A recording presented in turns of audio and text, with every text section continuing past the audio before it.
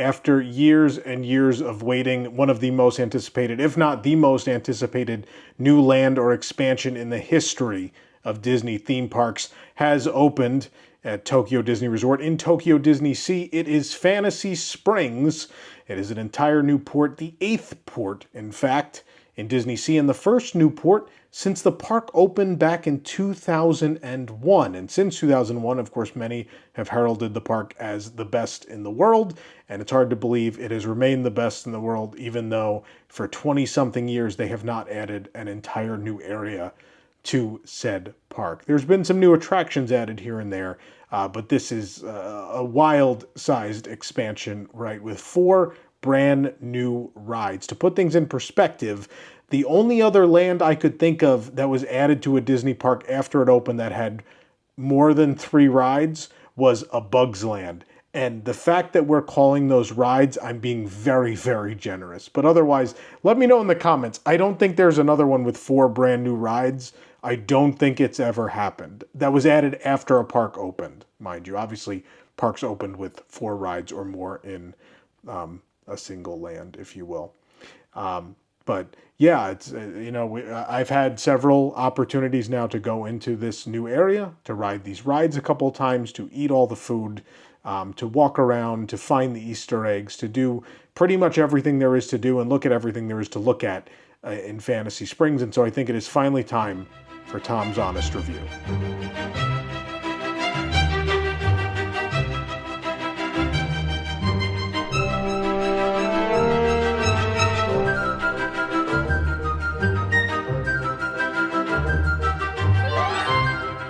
Let's start with a little bit of history about this project. So in the mid-2010s, Tokyo Disney Resort announced essentially at the same time 2 massive Fantasyland or Fantasyland-esque expansions. Number one, they announced an expansion project for Tokyo Disneyland, which was crazy looking. It had not only what actually ended up getting built, like the Beauty and the Beast ride, there was a lot more to it. Of course, if you want the honest review of the Beauty and the Beast ride, here it is. You can just click that. How about that? But there was going to be much more to that, right? There was going to be an Alice in Wonderland area.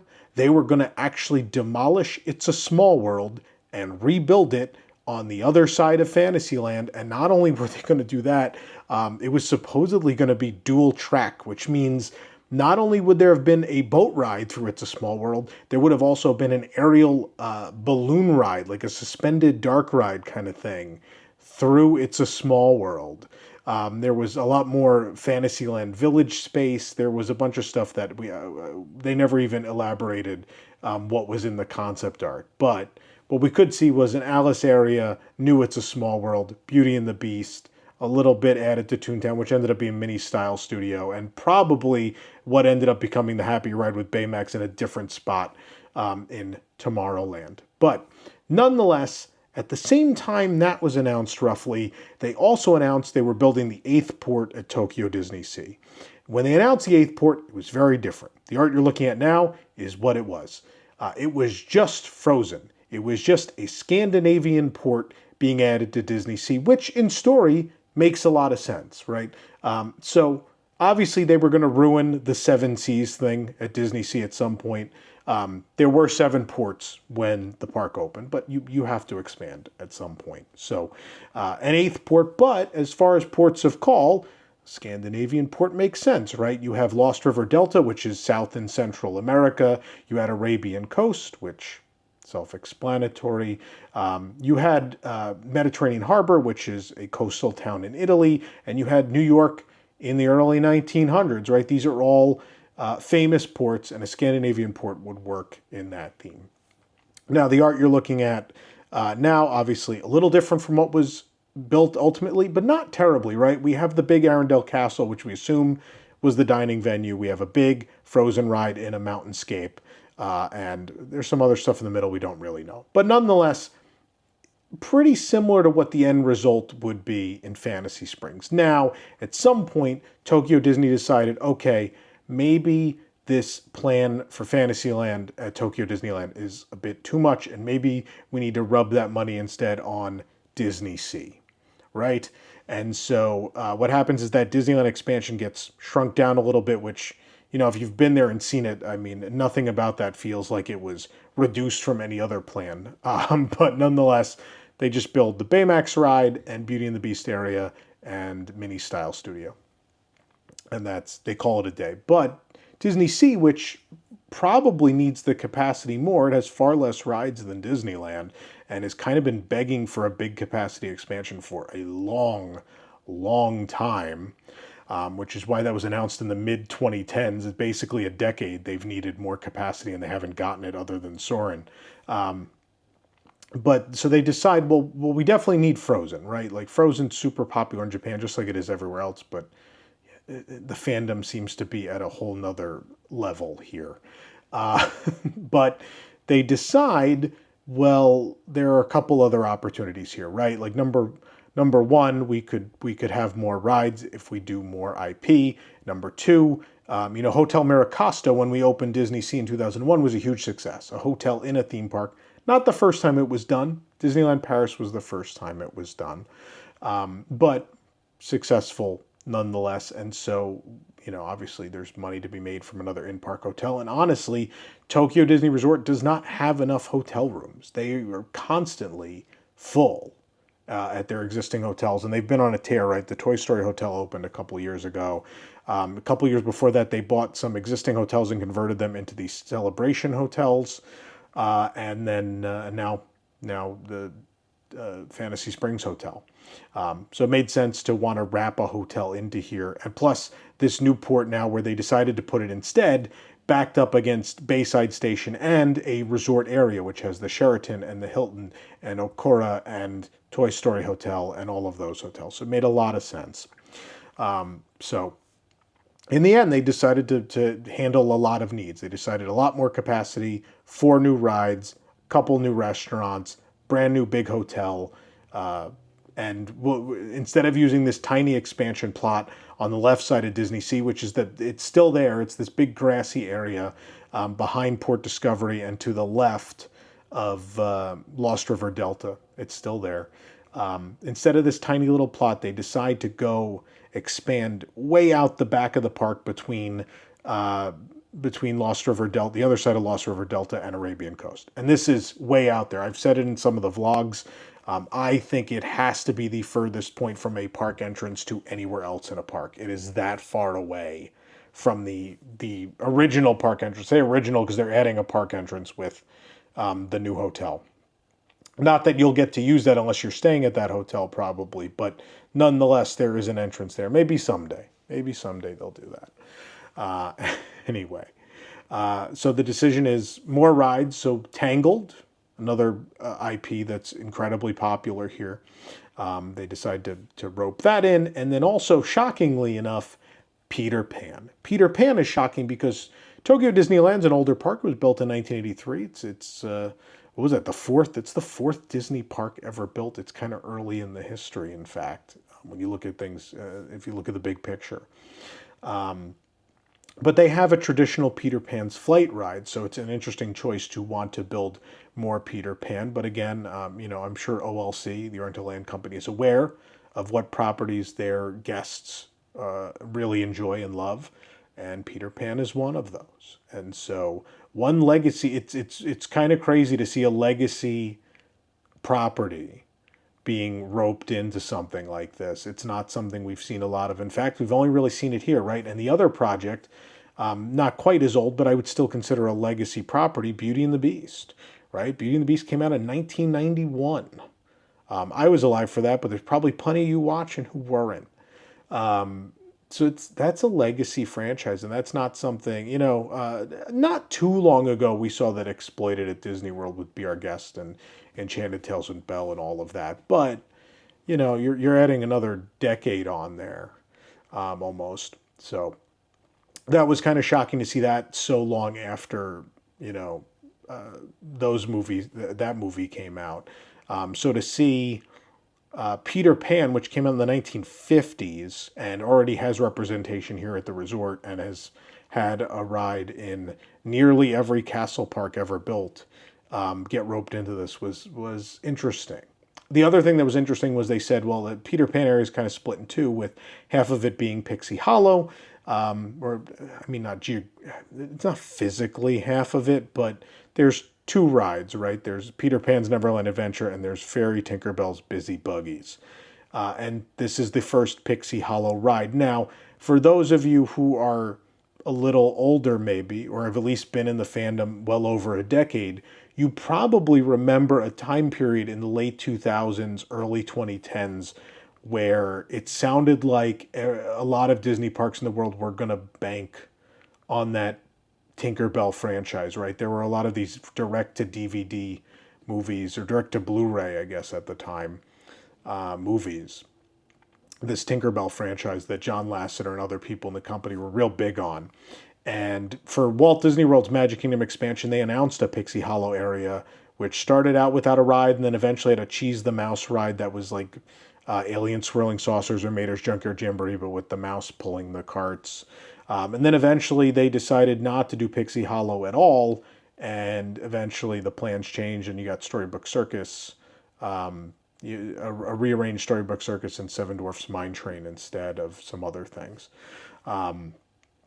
But that, and I know for years for Disneyland, there were rumors of the Motorboat Cruise Lagoon, the abandoned space in Fantasyland, of a Pixie Hollow attraction. It kind of feels like this is what probably was meant for there, but more on that in a little bit. So that's your basic history. Going to build a Frozen port. They didn't. They instead built the Frozen land in a much larger land. And this is a huge plot of land. It is massive. And so it does feel like multiple lands, even though it's one. And that brings me to my first thought about this project is, I think this kind of indicates the future, right? Because, since Harry Potter opened, the strong trend in the industry has been these single IP lands, right?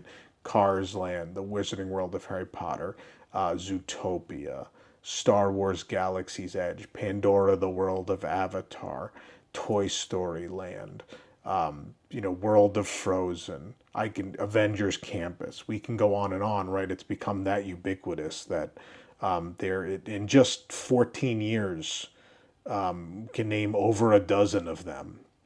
But eventually, I think eventually you run out of franchises that make sense to give an entire land to. And honestly, I think one IP, sometimes it's very hard to come up with a multitude of attractions for. Star Wars, I think it's a little easier. There's a lot of transportation in those movies. There's a lot of movies. There's TV shows. There's a lot of material there, right? I think when you get into stuff like Frozen, how many possible Frozen rides could there be, right? In Hong Kong they have two. They have Frozen Ever After and a roller coaster. In Paris they're only building one. So how many ideas are there, right? And even in that eighth port, that concept art, it's not clear that there's more than one ride. I think it was one ride probably. But anyway, my point is that I think Fantasy Springs opens the door for a new kind of land, which is that level of immersion of, Cars Land and Pandora and Galaxy's Edge and Harry Potter, but with a multitude of different intellectual properties. So this is like the modern interpretation of a land at original Disneyland, right? In original Disneyland, there's a very loose theme. This is Frontierland. But in Frontierland, you could have Davy Crockett, you could have Zorro, you could have Big Thunder Mountain, you could have, all these different things under the guise of the fact that they fit geographically or thematically in this very vague idea, right? But I think as sensibilities have grown and expectations of guests have changed, over the decades, people expect more from a storytelling point of view. They expect to be immersed in a world. And that is either a world they've seen in movies and television or a world otherwise, right? Like Galaxy's Edge does immerse you in the world of Star Wars, but it is a place you've not seen before. Pandora, the World of Avatar, is not one specific area of Pandora that you've seen in the films. It's a new area. And so it's about taking that level of storytelling, but how do you make that work for not one franchise, but multiple franchises? And I will tell you, I think they did it masterfully. I think it all feels very natural. It works really well, and I love a crazy ass backstory. I really do. And Fantasy Springs has one, which isn't deliberately spelled out unless you go into the store. The store has the two backstories on these columns. One backstory is this water spirit that traveled around and explains why you hear the melodies from these other mystical, magical places, and explains why there's characters carved into rock work because the water shaped the rock in the shapes of the familiar tales that it saw as it journeyed across these realms. And then you have the second backstory, which is the Duchess, who discovered the magical spring with the water spirit and built a house there, and then enjoyed it so much that she wanted to invite her friends. And so she decided to build a hotel. This one woman built this, multi-story hotel and is charging, thousands of dollars a night. But anyway, I digress. I like a crazy backstory, and I like this backstory a lot. What's interesting is the land was very clearly designed to be entered from the Fantasy Springs Hotel. The entrance from existing DisneySea seems like an afterthought in some ways. Not in the rock formation, right? The two tunnels. The part that feels like an afterthought with the two tunnels is how far back it's set. It is pushed so far back behind the existing port. So there is this long, long, narrow. It's not that narrow, but like against the rest of the park, maybe. There's this long, long passage before you get back to that rockwork. And look, this entrance is beautiful. All right, you have the rock formations of Peter Pan and Tinkerbell and Olaf, Anna and Elsa and Pascal and Rapunzel, and the water flowing through it, and the lighting at night. It's gorgeous. It's breathtaking, and it works really well. But once you emerge through that portal, it's clear you're facing that's the land is backwards at that point, right? Because coming in from that entrance, you can't really you don't get the ideal view of the Neverland mountains. The pirate ship, the back of it's facing you. If you go right, you see Rapunzel's tower, but it's clearly not the best angle of it. So the land was absolutely laid out, and I'm sure this will make more sense once we get inside. Once we get inside the hotel and look at the views from the rooms, it will make a lot more sense, I think, because I think it had to be laid out in a way that looked nice from the hotel. This is not that big of a problem. It's just very clear to me that it's made to be seen from the other, to come in and to be seen from the other way, facing towards old DisneySea. Because that entrance from the hotel is breathtaking. You have the springs in the middle, and it's constantly bubbling and brewing and bursts of water. And then surrounding that, you have what the water spirit has carved out. You have these little vignettes, which are all fantastic. There's a Little Mermaid vignette with a bunch of characters. There's two Alice in Wonderland ones, with one where the Cheshire Cat's very hidden, and once people see it, they are really ecstatic about it. It's a cool moment when you figure it out. You have the big Sorcerer Mickey with the brooms up against the giant hotel windows, which is gorgeous. And then the big formation behind the springs, which has, the Sleeping Beauty characters, including Maleficent as the dragon. You have Cinderella, and you have Snow White. These really classic, quintessential Disney princess movies are represented. And again, these are IPs that are not really connected to the land, but it's really cool that they use the land as a vessel to connect a lot more legacy IP into the park, right? Because look, I love DisneySea. It's my favorite park in the world. And part of that is the original storytelling, right?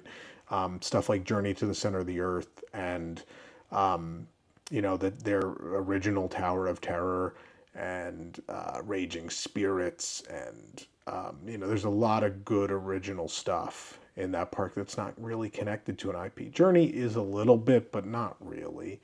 And even like we're so far removed from 20,000 Leagues Under the Sea being a relevant film franchise that I even kind of consider that I almost don't even consider that an IP attraction because it's so distant from the film. And then also Sinbad's Storybook Voyage, another great original attraction. Some of the best original attractions Disney's ever done.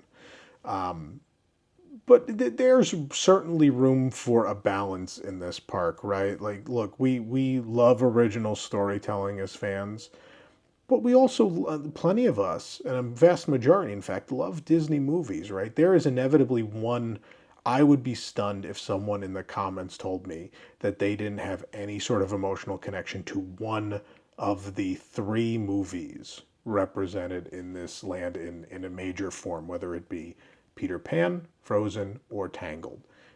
Inevitably, you have some emotional connection to at least one of those. And then if we want to open this up more, you definitely have some emotional connection to something that's represented in this rock work, right? Whether it be Bambi, Pocahontas, Sleeping Beauty, Cinderella, Little Mermaid, Alice in Wonderland, like all of this, they've ticked a lot of boxes here, which is great. Because I will tell you, like, look, there are Disney movies I love dearly. One of my favorites, Bambi.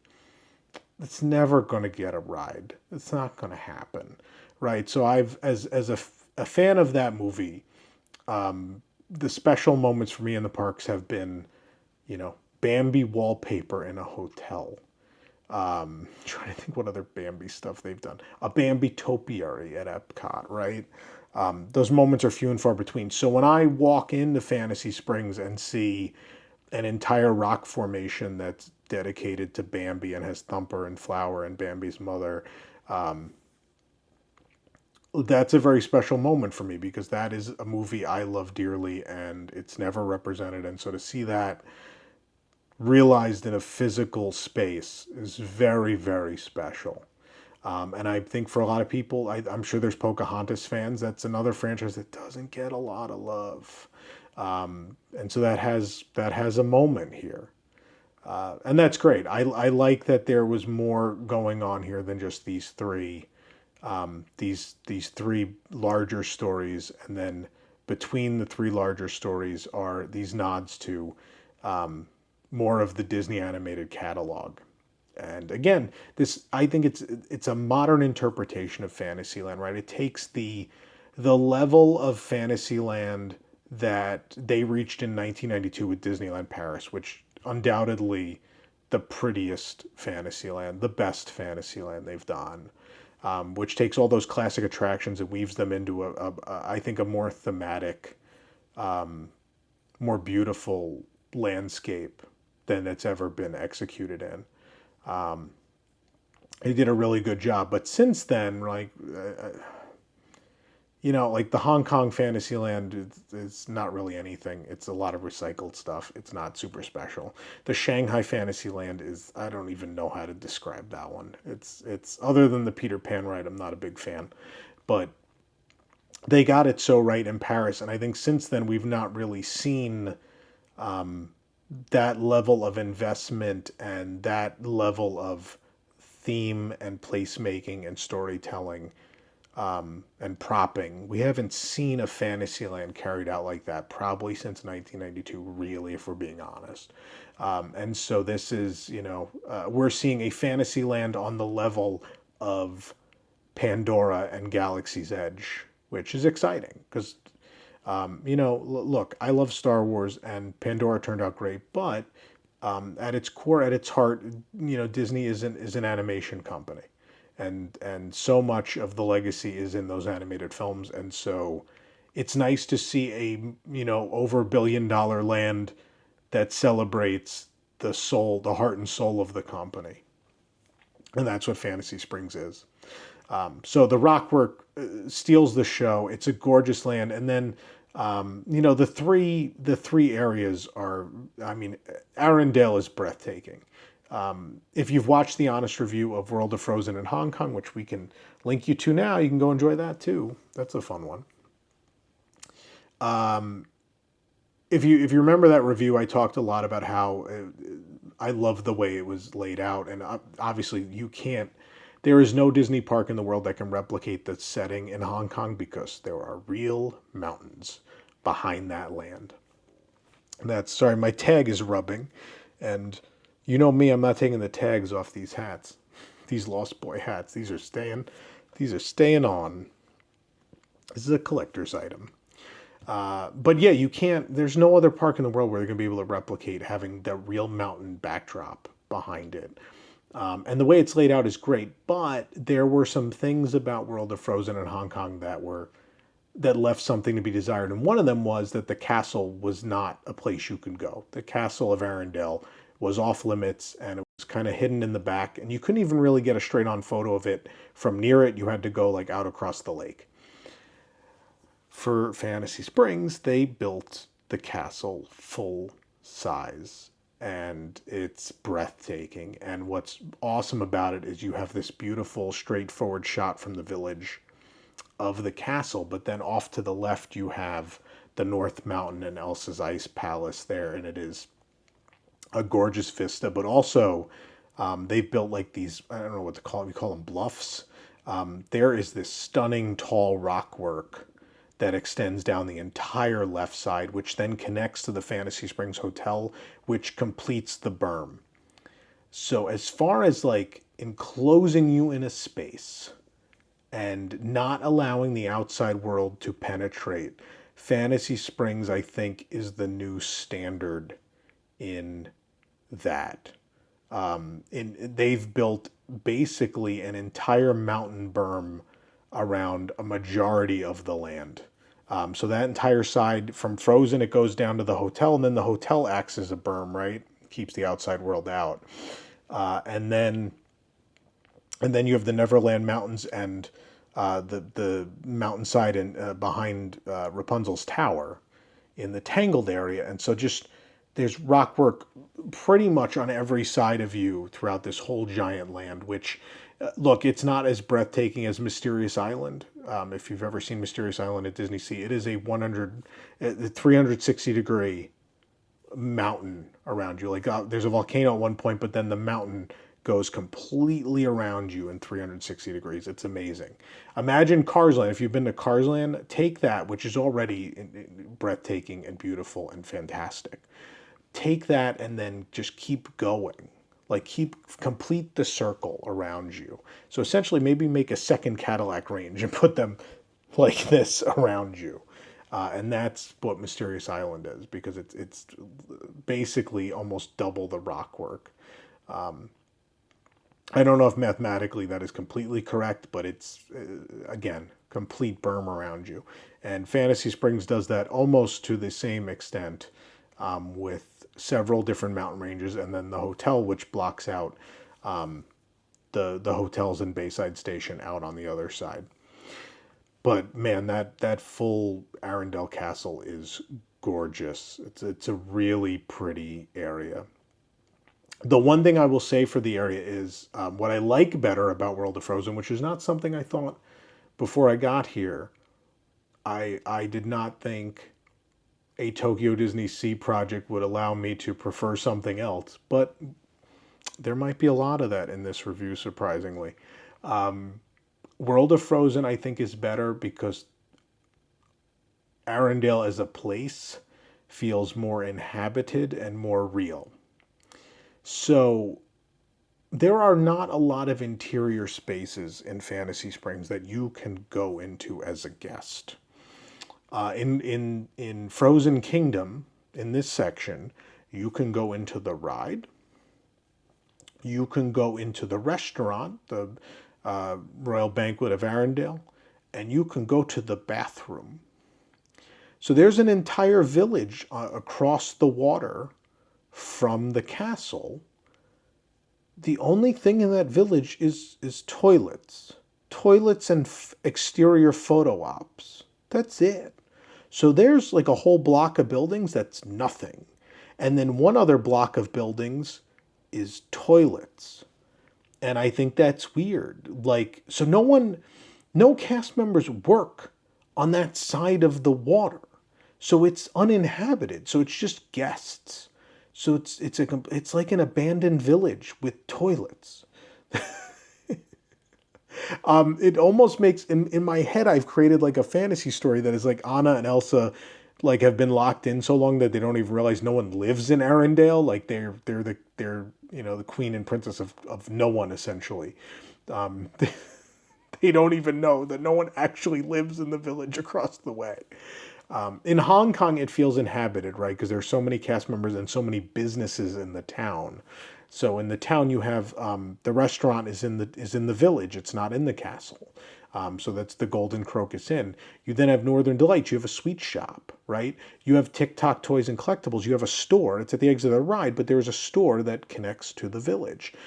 So there are three businesses in the village. And then even when you go out to the wood section, you have a merchandise kiosk and a food kiosk and the Playhouse in the Woods, and there's cast members, and they're part of the story of this summer snow day celebration, and it all feels alive, and it feels like you're there at a particular point in time, and it works really well.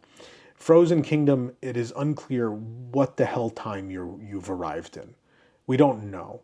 The castle has the appearance of pre-Elsa ice magic, but then like inside the banquet hall, it feels like it's definitely after Frozen 2 because characters from Frozen 2 appear in the art and stuff. And then the ride, clearly we're after the events of Frozen 1 because Grandpappy Troll is telling the story of the first movie, and we're essentially entering that memory. But that all makes it very hard to pinpoint when the hell we are in the Frozen universe. I don't know. And then I think Anna and Elsa come out in their Frozen 1 costumes and they appear occasionally in Frozen Kingdom, but more often actually out in the front of the land by the Fantasy Springs Hotel with the actual Fantasy Springs. Yeah, so that I mean, it's gorgeous. It's a gorgeous area, but at least the exterior and thematically, I prefer World of Frozen in Hong Kong, honestly. Ride wise, we'll get there. We'll talk about the ride. Then the Tangled area is very small. Let's get that out of the way. Like the Tangled area is a tower and the entrance of the ride and the Snuggly Duckling, and that's it. It's not a very big area. And when we talk about the ride, it'll be more clear that they had some spatial constraints, and I think they did the best they could with them. But look, there isn't a whole lot more architecturally that stands out from the Tangled movie for me, right? You could have had the Kingdom of Corona, the big castle, but is that really the thing people remember, right? People know the tower and the Snuggly Duckling. Those are the 2 points of interest that matter to people, and they're both represented, and so that works. For Neverland, it's laid out beautifully. It's perfect, right? The mountains are gorgeous, and there's all sorts of little things on the mountains to discover, whether it's the Native American village or the waterfalls and the smoke rising from the volcanoes, and it's a great mountainscape. It's really, really cool. And then what's great is across from it you have the pirate ship and Skull Rock, of course, an homage to Disneyland's Fantasyland in the 1950s to the 1980s, the original Fantasyland. Of course, an homage to that was also built in Disneyland Paris, which opened in '92. In Adventureland, they built a Skull Rock and a pirate ship, which are much bigger than the ones here. That being said, the pirate ship here is actually open.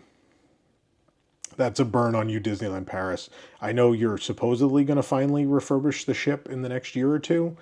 get on that. It has been, in all my years of visiting, it has never been open. Dying to go on that pirate ship. Their Skull Rock is quite massive and cool, though. Now, just because they're smaller doesn't mean they're not great. I think that the vista is fantastic. Whether you're looking out from the side where the mountains are, you're looking out towards Skull Rock and the pirate ship, that's great. I think it's even better when you look at it from the opposite direction. So when you actually go into Skull Rock or get on the pirate ship, or just look at it from that side, because you frame, Skull Rock and the pirate ship, and then the mountains out in the distance in front of you, and at night, you get some really nice pictures. Yeah, it's really pretty, and the red light coming out of the volcanoes, and the framing of Skull Rock. It's very, very pretty. It is a gorgeous, like, Fantasy Springs is a gorgeous land that deserves to be a part of Tokyo DisneySea. It's the most beautiful park ever built, and they certainly knew they had to match the scale and the beauty of the existing park. And what I mean by scale is, if you've been to DisneySea, everything is huge. What makes the park stunning is just everything is giant. The hotel at the front is giant. There's a giant volcano. There's, the tower, this giant Tower of Terror. There's a full-size cruise liner sitting in the American waterfront harbor. Everything in the park is... Indiana Jones is in a giant Mayan temple. Everything in the park is huge. It's the opposite of Disneyland. Disneyland, everything's on a very small scale, out of forced perspective.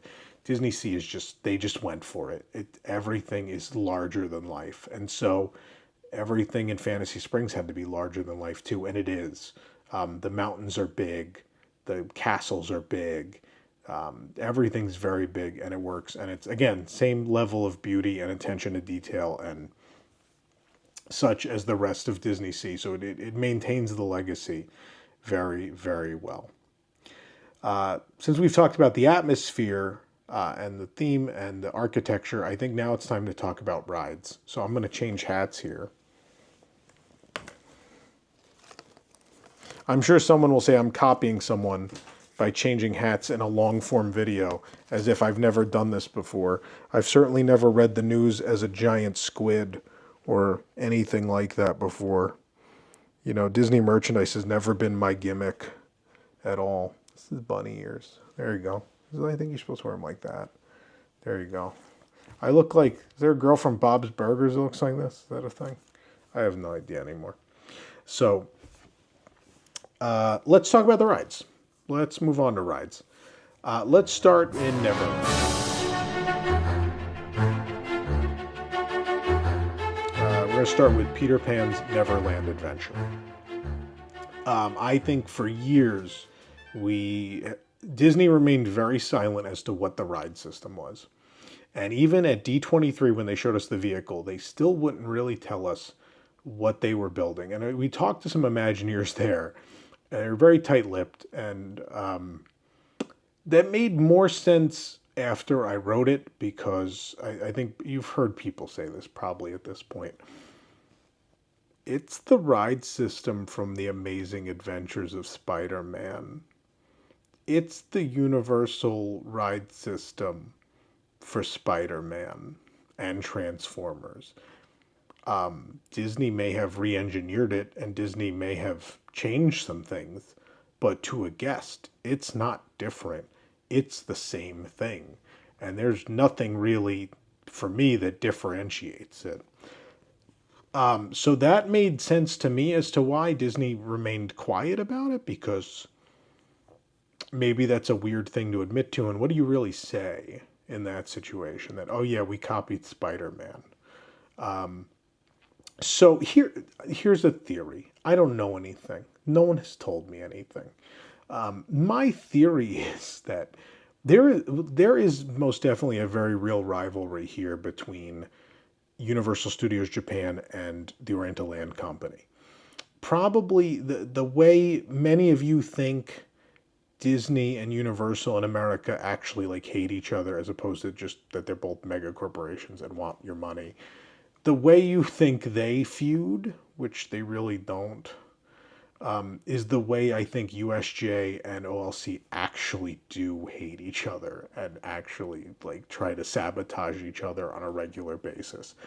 So my theory is that obviously Disney would know that the Spider-Man contract was coming up and that they had to close Spider-Man at Universal Studios Japan. And OLC would be probably petty enough to be like, hey, can you build a modern Disney version of the Spider-Man ride system and we'll make that Peter Pan? That's my theory. That could be totally made up. That could not even be close to the truth. But that, in my mind, is what's happening here. Because I can't imagine another scenario where someone sat there and went, hey, let's just do something another park has done already. Because that's honestly not really the Disney or the Imagineering way.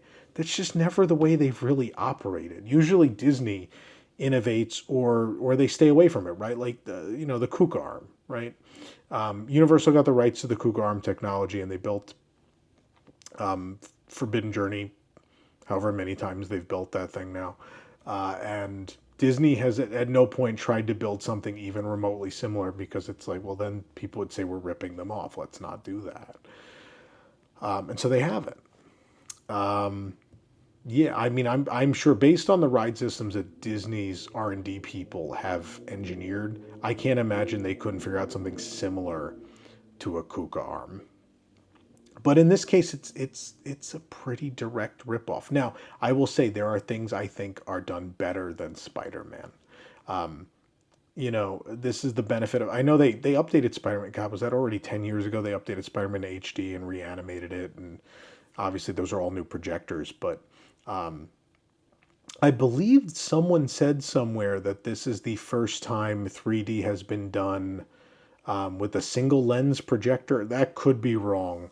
But something like that was said, and this is the most crisp and clear 3D attraction I have ever been on, and beyond that, the animation is beautiful. Look.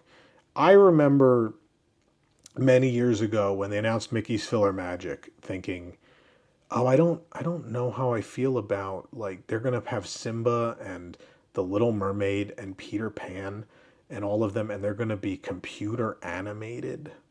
Isn't that going to take the charm away from them? I remember being very nervous about that, and then saw Filler Magic, and it was spectacular, and I thought it was very well animated to the point at which the emotion and the sincerity of the characters and their moments in those films were maintained. I absolutely feel that way with Peter Pan's Neverland Adventure. I think they did a beautiful job. The characters feel like they're the characters. They're animated. Even though it's computer animated, they feel like they move in the same way as the characters did in the original film.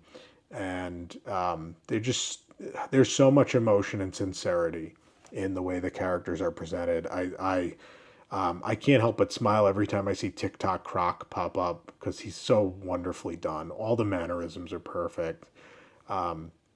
So the animation is gorgeous. It's phenomenal. There are some problems for sure with this ride. This is so I can't fathom. It's so weird to have something there's a transition in this ride that is so well done that I think it is the best transition from screen to physical set I've ever seen in a theme park ride. But then every other transition in this ride is one of the worst I've ever seen. And I can't find the words because I can't figure out how you could come up with such a thoughtful and inventive and awesome transition effect, and then the rest of them in the ride are so bad. They're really bad. A lot of them are just black curtains. So let me explain. In Spider-Man, if you've been on Spider-Man, what I think was great about Spider-Man when it opened was the way they figured out how to mesh the projections with real sets, right? And I don't mean like, oh, a box, like, oh, the character does something on screen and a box moves. And that's not what I mean. I mean the seams, right? Where it transitions from screen to physical set and it's seamless, right? So think about the scene in Spider-Man with the bridge, right? Where on screen the bridge keeps going, but there is a physical part of the bridge that's off to the side of you, and it's seamless, right? It looks like that's the same bridge continuing onward. That's what I mean by a transition in a ride like this. There is one, and spoiler alert at this point, I would say, there is one when Peter's returning the darling children to London. There is a transition where they wave and you are soaring through the air and suddenly the screen, what's on the screen becomes real. And it's so perfectly done that it takes your brain a second or two to realize like, oh, that's not the screen anymore. Those are physical rooftops. Okay. But what really hurts at that moment is then the vehicle turns and there's a transition that has 0% of the effort that just went into the one you just saw. And it's just like it's basically like a quick cut. And it's like, but you just did that. Why didn't you do more of that? Because that was great. Why didn't you keep doing that? There's a couple other questionable ones. There's some that are literally just black curtains. Just like they threw black curtains up. And it's, so I hope you don't notice. And you know what? The average guest probably won't. But I expect so much more from them than the transitions in this ride offer. And especially after that one is the wow moment of the attraction. It really is. Again, beautiful animation. It's a fun story. The music is magnificent, right? It's so nice to hear these modern orchestrations of these classic Disney songs. And this is the first ride where first Disney attraction where really you get to fly with Peter and the kids back to London.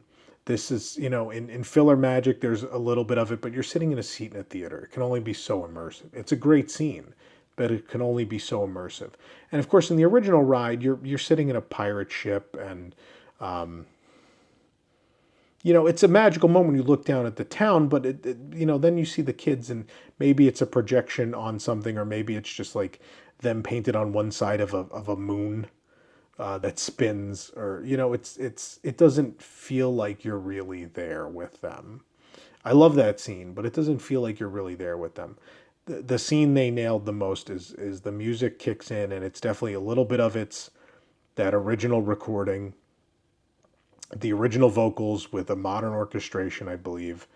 And if you love the Peter Pan film or you have any emotional connection to the characters, I think that's a really powerful moment, because you are, instead of watching passively from the side as the kids and Peter fly off, there's a long section where you are trailing them. So you are in line with them and you are flying with them, not watching, not flying alongside, but actually with them in line, like you're a member of the family, essentially.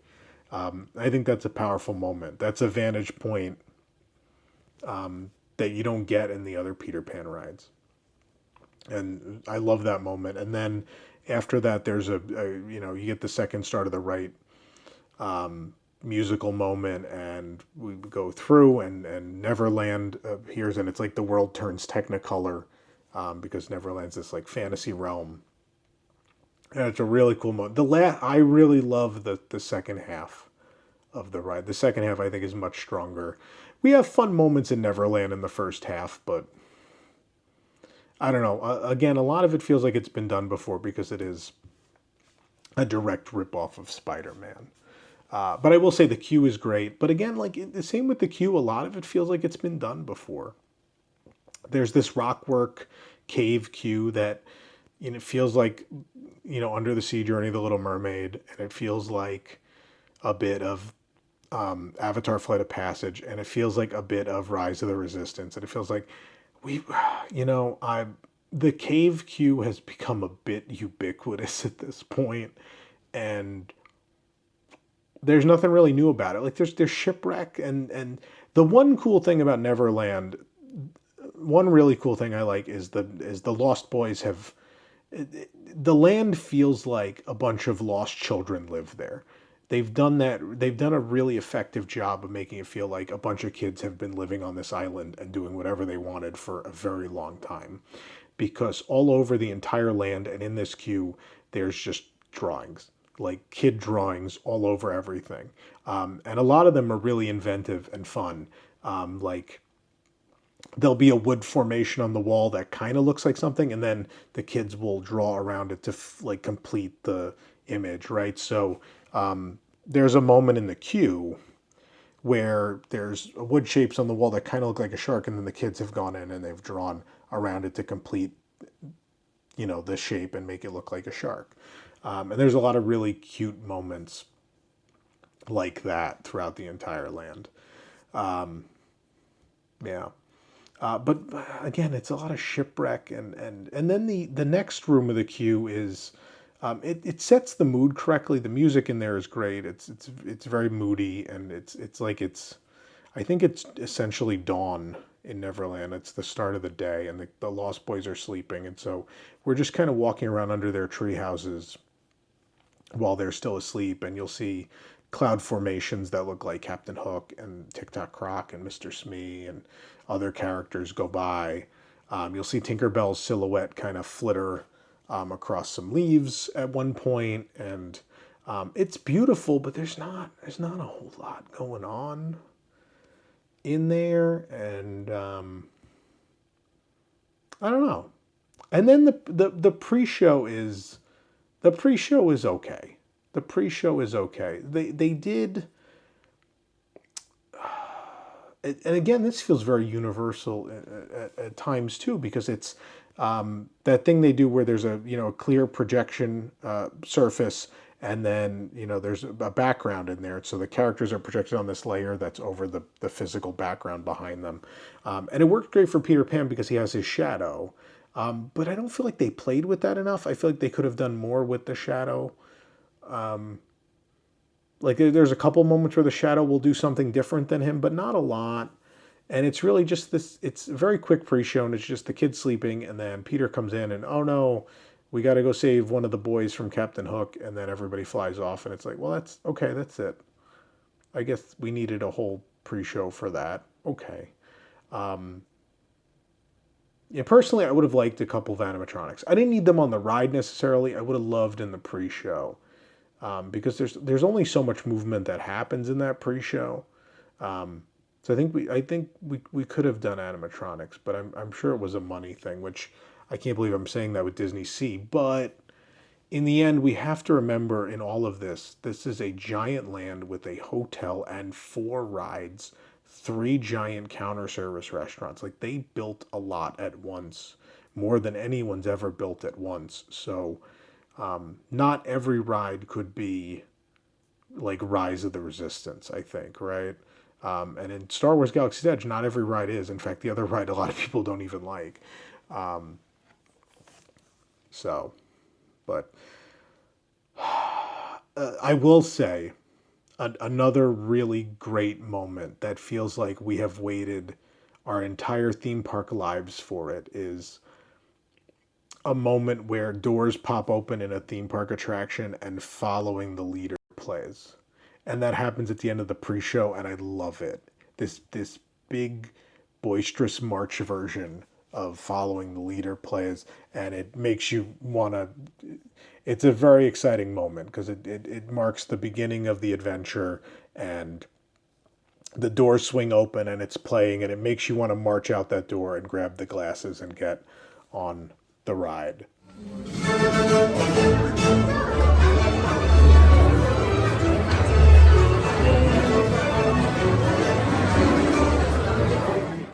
All in all, look, I do really like this attraction.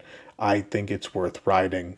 I enjoy it, but I have a list of issues, and most of them are the transitions. I think they could have been done better. But I will say, to their credit, I think the projections are gorgeous. They did whoever was involved in the animation did a top notch job. It's just so pretty. And so those things also, like this, the physical sets they did build are breathtaking. They're wonderful. They look like they've leapt off the screen. Those earlier Disney animated movies, the backdrops have kind of a painting quality. They look like these beautiful paintings. And what I love about when we do get these theme park moments with the older films more recently is Imagineering has gotten really good at making that leap off the page. And so if you go ahead and take the 3D glasses off for a minute on this ride and just look at one of the scenes that's not just a projection surface, and you'll see like all the colors and the detail and sort of like the finish of a painting is on the walls, on these three-dimensional walls and props and sets around you. It pops like the backgrounds of the original Peter Pan movie. And that's great. So all in all, I'm disappointed that it's a ripoff of Spider-Man or Spider-Pan, if you want to call it that. But in the end, it's still a really good ride, and it's a good time. And people, every time I've been on it, people are hooting and hollering, and which is rare here, right? People are more reserved here. Although Disneyland is like the one of the few places in this culture you can go where it's acceptable to scream and laugh out loud and have fun, very vocally. But people have been very clearly enjoying the Peter Pan ride. So I'm just the old curmudgeon who hates screens as usual. Let me know how you feel in the comments, though. I'm a little disappointed that it wasn't a new thing. Like, that was the thing, is I've come to expect with them here that every project you're going to see something or several things that you've never seen before, or something done at a level that it's never been done at before. And Fantasy Springs is fantastic, but a lot of it is not beyond what we've seen before. A lot of it is just more of the same highest level, if that makes sense, right? Everything is done at the highest level, but nothing was done beyond the highest level that already existed. But it is, an entire land with 4 rides done at a level that's up here. I don't know if that makes sense. Maybe I'm not making sense at this point. Maybe I should start writing scripts for these. I don't know. But if other people can do 4-hour videos, so can I. I'm the originator of the 4-hour video. I'm going to get hate mail for that, I'm sure. So yeah, but let's move over. I'll move over to Fairy Tinkerbell's Busy Buggies.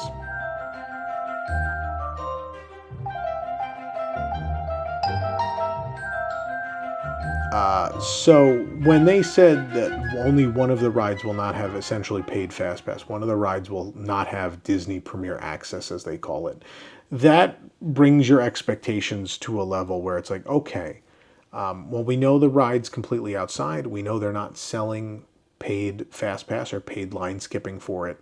That indicates that it is not an e-ticket, which is exciting because I think what has been brought up so many times the last several projects is Disney, it seems, has forgotten how to build things that aren't e-tickets. Every ride they build and open is marketed as this big new must-see e-ticket thing, right?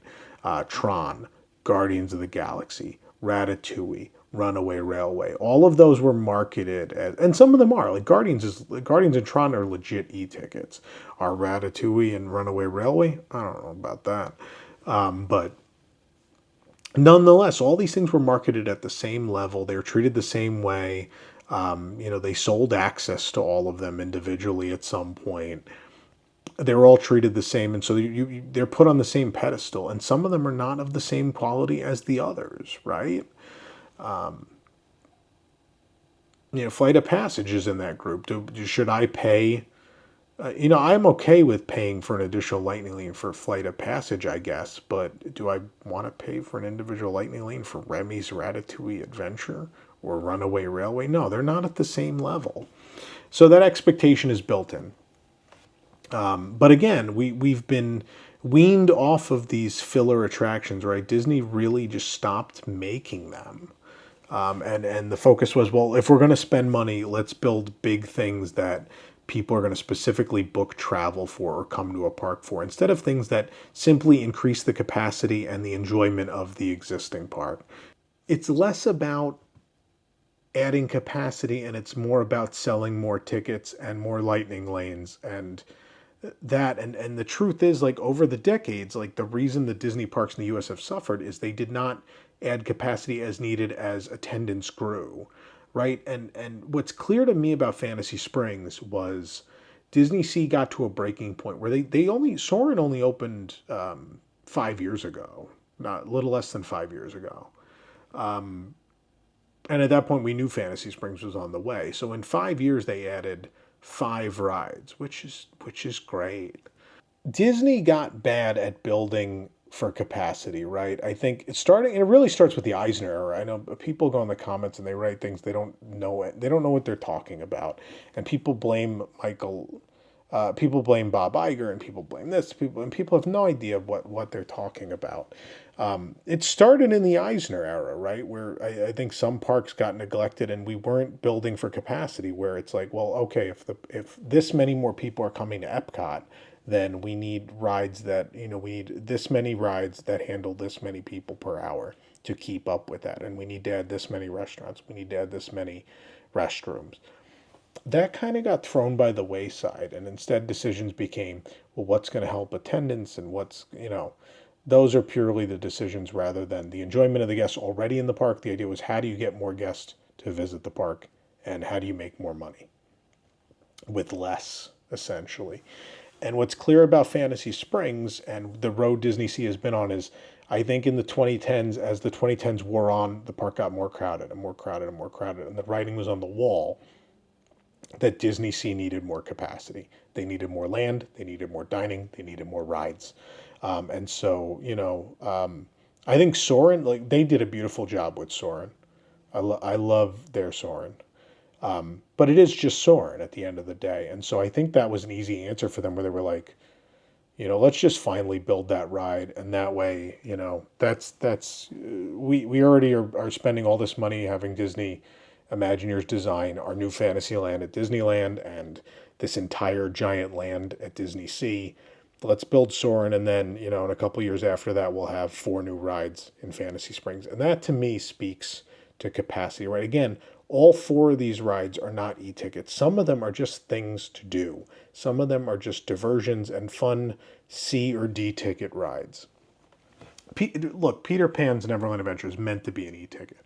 Whether you feel that way or not, it's meant to be an e-ticket, and I think guests here will treat it as one. I think I think the sensibilities here lean into that level of thrill, and people will really gravitate towards it here. I think if you built that in America, it might be different, but here it will work, I think. So Tinkerbell's Busy Buggies is clearly aimed at those with small children. That being said, I don't think you have to have small children to enjoy this ride. I will say, if you wait a really long time for it, you probably will feel cheated, because it is a slightly under 2 minute ride that is all outside. What I would equate it to is if Heimlich's Choo Choo Train, if the Walt Disney Company gave Imagineering money to build Heimlich's Choo Choo Train, like the full budget that an Imagineer would want for Heimlich's Choo Choo Train, right? An outdoor family ride that's just a quick, fun diversion. What if you put your full artistic intent and the full necessary budget into Heimlich's Choo Choo Train? What could it be? And I think this is what it could be. The queue, it's my favorite queue in the entire land of the four rides. I love it. I think it really feels like you've been shrunken down to the size of a fairy. But then it's not just like Toy Story Land, right? My problem with Toy Story Land is everything feels very, it's going to sound stupid because it's a land built of toys, but it's like, well, everything looks big and plasticky, and it's some of that's because yeah, that's a theme, but some of it's because that's a cheap finish to produce. What I love about this attraction, and especially the queue, is it's that scale with Toy Story Land, but done with incredible detail. There's aging, and the prop work is fantastic, and the thought that went into it. Like, look, Andy has dropped his stuff in the backyard. Why is none of it dirty? I mean, some of it got dirty naturally from Disney not maintaining it. But why is all of it like there's no aging or anything on it? Like a child has left a cardboard box outside in the sun and the weather, and it looks like the box is made of plastic. That's incorrect. That's not how that's supposed to look. This queue, everything looks real. Like everything has aging and detail, and there's a giant bird cage, and the roofs are made out of like there's a crayon box that then is held up by they made the crayon box the roof, and they dug the crayons and the colored pencils and such into the ground, and you can see where things are punched through, and you could see moss growing, and you can see how Tinkerbell has rigged the lighting, and how she built load gates, and it's just really, really well done. And again, music. We're going to gloss over the music for time, but throughout the land, I think they did a great job with music. I love the loop that plays in this queue. The music in the Peter Pan area in general is fantastic. It's really well done.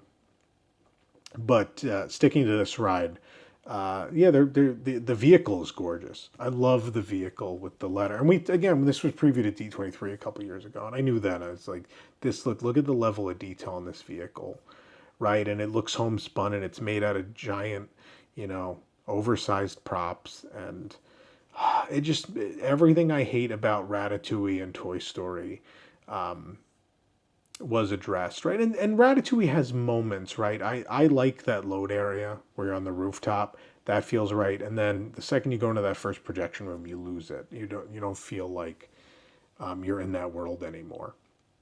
What I like about this is, yeah, it doesn't have animatronics, and yeah, it's not the biggest budget attraction ever, but it stays consistent. Right, the one screen in the ride is used to have Tinkerbell appear real quick at the beginning and just kind of tell you what's going on, and then you're on your way. And all the propping out in the outdoor portion of the ride is just as detailed and just as beautiful.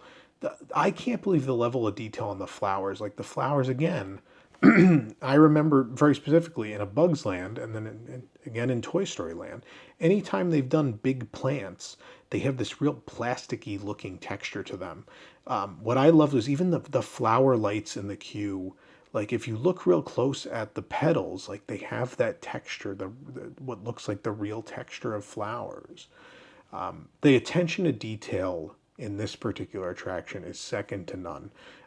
It is far beyond what it is. I have never seen so much spent on something that so many. I've seen so many people be mean to this ride in the comments because I think they just don't get it. I think so many people expect everything to be an e-ticket now that people just didn't get this, right? And the level of detail is so good. It's so far, the level of detail is so far beyond what they've ever spent on a ride of this kind, what they've ever spent on a family C ticket. It's really beautiful. Like, yeah, it's a less than 2 minute fun little kiddie ride outside, but this awesome Cheese the Mouse. I don't know if you would call him an animatronic, but he's great. His movement's wonderful. He's very well animated. But then all the other props and everything throughout the ride, and it's my favorite. This might be my favorite ride name of all time because it's Tinkerbell's Busy Buggies. And so when I came into it, I was like, oh, Busy Buggy. It's the vehicle's the buggy. Okay. And then you realize that the ride is taking you through scenes where bugs are busy doing things. So it's a double, is it double entendre? Is that right? Probably using that wrong. Where it's, yeah, the busy buggies are the vehicles, but the busy buggies are also the bugs that are out there making honey or whatever else they're doing in the ride. Also, there's smells, right? So you pass the bees making honey, there's a honey smell. There's several other odors and such throughout the ride too. Which again, the fact that there's this much to talk about in a little outdoor ride that's so short, I think speaks volumes for the quality of it. At least in my book. I love it. Cheese the Mouse is my favorite. I bought all the merchandise with him because he's adorable. He's my favorite part of Fantasy Springs. I love this ride. Someone asked me to rank the rides earlier today. For me personally, this is my number 2. This is my second, and it might even be my actual favorite. But if I'm really putting myself to task and ranking them by overall quality for me, this is probably number 2, and we'll talk about number 1 shortly. Peter Pan's my number 3. So, but Busy Buggies, I think it gets a lot of hate for being short and being a family ride. It's so undeserved because I think they did a beautiful job. I love it. Yeah, just because of the length and that the ride is made for a younger age group does not mean that it's lesser than anything else, right? It's like Storybook Land canal boats. Imagine going on Storybook Land canal boats and being like, well, this isn't Big Thunder Mountain Railroad. This is lame, blah, blah, blah. No, like the magic of Storybook Land canal boats is the charm, right?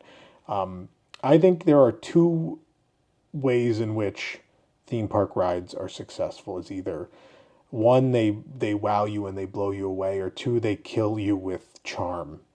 Those are the 2 ways to success. There's no in between. Either a ride is thrilling and amazing, or it just, warms your heart. It's one of those 2. So let's move on. Let's go talk about my least favorite ride in Fantasy Springs, which would be Rapunzel's Lantern Festival.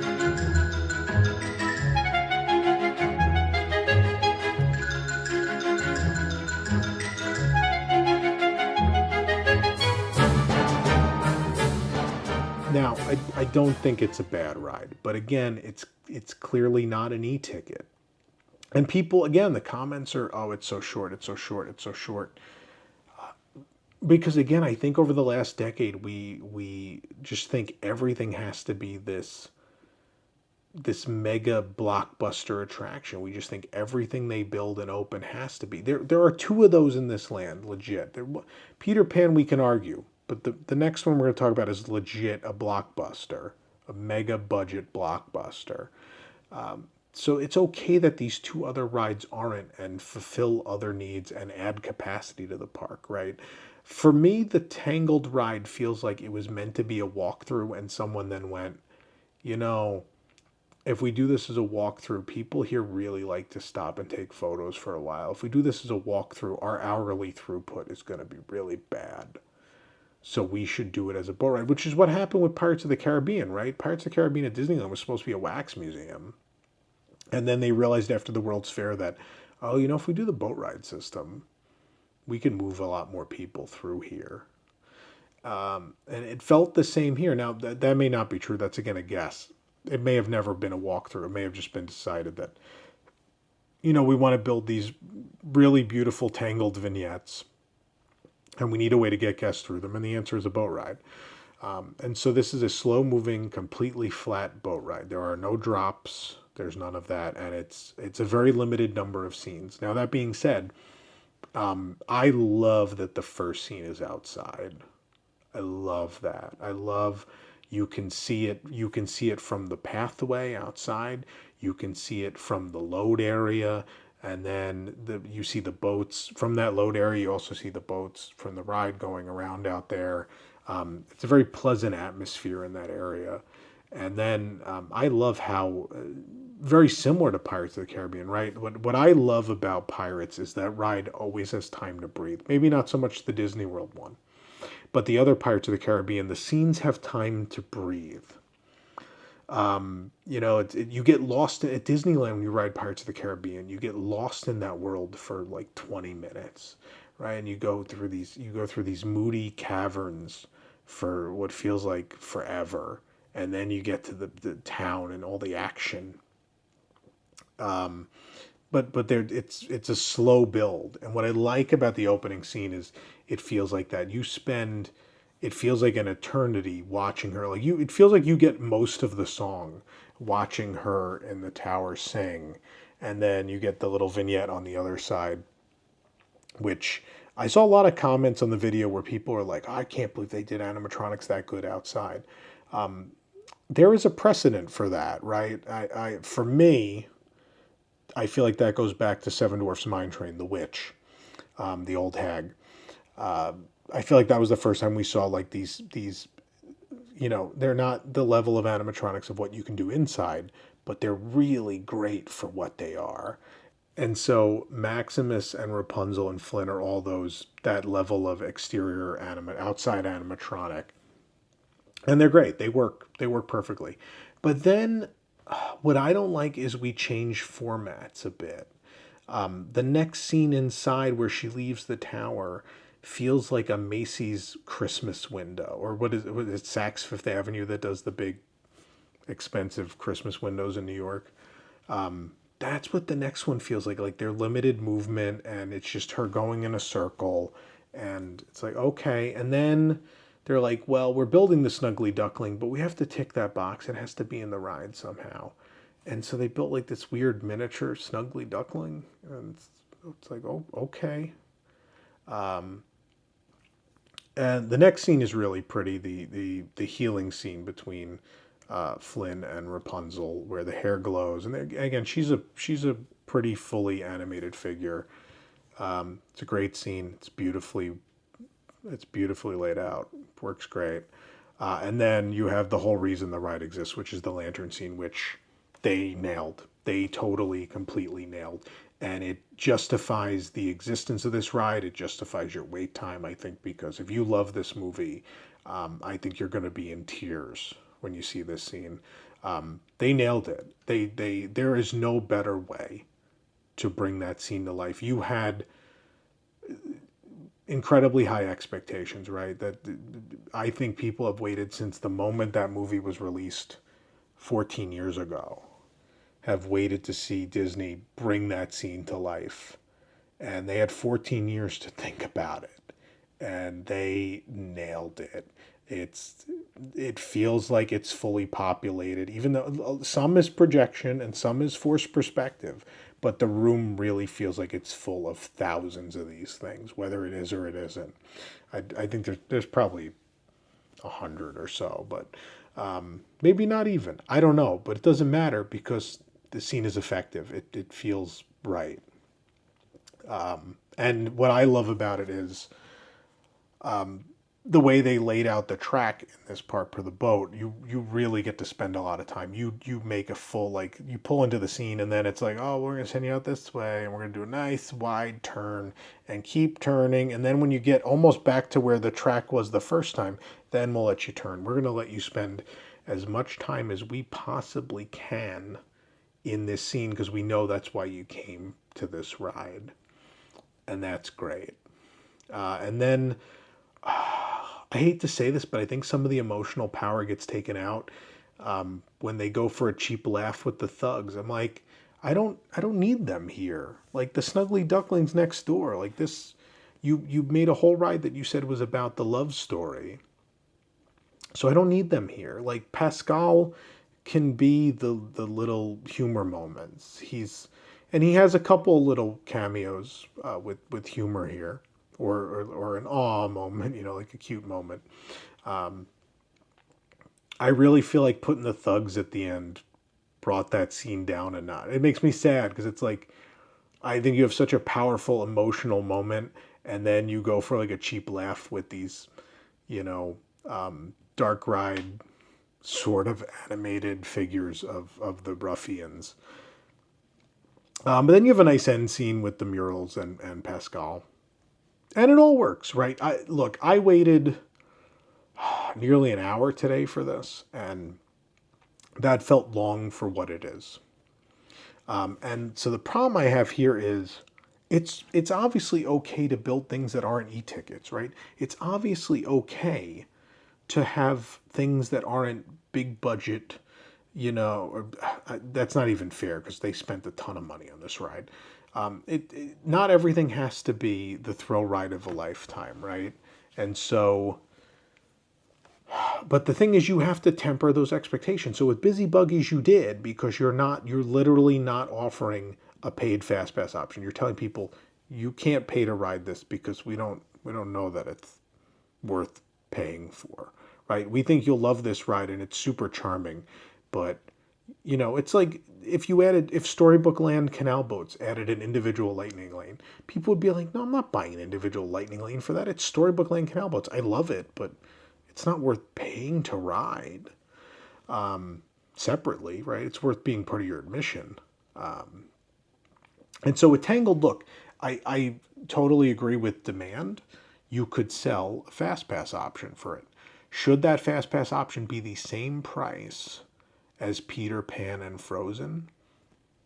No, it should be. They should eat 500 yen on those. I think it should be slightly lower than Peter Pan and Frozen, in order to let people's expectations be that, okay, this is one ticket below, right? And it's the same.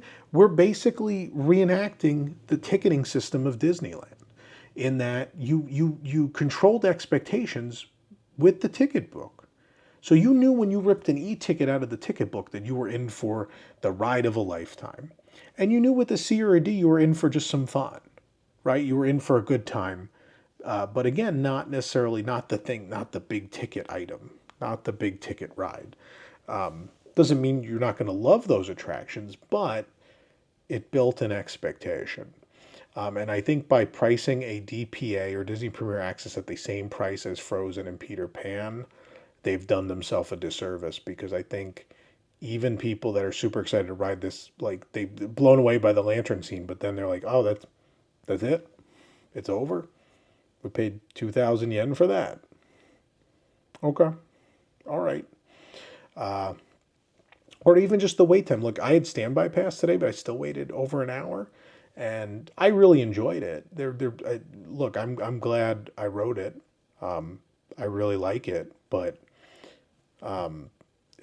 that feels like a lot for me to wait an hour for that ride. That felt like a lot, because it feels like a Fantasyland dark ride, and there's nothing wrong with that. But I'm not going to wait an hour for Pinocchio's Daring Journey. I'm not going to wait an hour for Mr. Toad's Wild Ride. I'm not going to wait an hour for Snow White's Enchanted Wish or Scary Adventures, because that's not worth an hour wait. And they generally don't get to that level most of the time either, because people know they're not. And so, yeah, Tangled is new. I will be curious if it will maintain waits over that, but it is Japan, and I will tell you, things here generally, probably get longer waits than they would. And some of this stuff that's below an e-ticket will get longer waits here, and people, generally culturally here, they're more willing to wait longer periods of time for things, including popcorn. People have been waiting 45 minutes to an hour to try the beef popcorn. So, that tells you how much they'd be willing to wait for a ride. And maybe I'm wrong. Maybe there's plenty of people waiting over an hour for Tangled, and they come off and they're like, that's the best. I love it. And that's great. And look, it's not a bad attraction, so I have no problem with that. It would not upset. What upsets me is when people come off of Runaway Railway and go, that's a great ride. That's when I'm like, I don't know about that. But there is no questioning the quality and the care that went into Rapunzel's Lantern Festival. They worked with the budget they had, and they worked with the space they had, and they built a quality Fantasyland dark ride of sorts, I would say. That's absolutely worth seeing, because again, if only for that lantern scene, but I do really like that opening scene. I really like how slow, it's such a slow burn, like Pirates when you go through the cavern, and I wish I wish we had more of that. I wish I could spend a little more time in that world. Um, and I like that pacing. That pacing is a lost art form. We are so, it feels like on every ride we are rushing to get you through the story because it's like, well, people's attention span's not more than 5 minutes, so we got to get you through the ride in 5 minutes, as opposed to Pirates, which is still one of the longest waits in the park, right? And that's with it at Disneyland being super long. People will ride it, and Disney could certainly build a 15-minute boat ride or a 15-minute Omni Mover ride today, and people would love it if the quality was good. It wouldn't matter. I don't believe that rides have to be 5 minutes or less. Really strongly disagree with that sentiment. So let's talk about. Oh, I got to change hats again. I forgot. Put on the skunk raccoon. There is a skunk one though, but this is the raccoon. I gotta expand it. Hold on. There we go.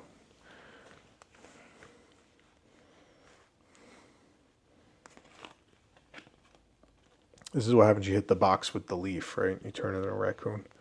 Let's talk about Anna and Elsa's frozen journey.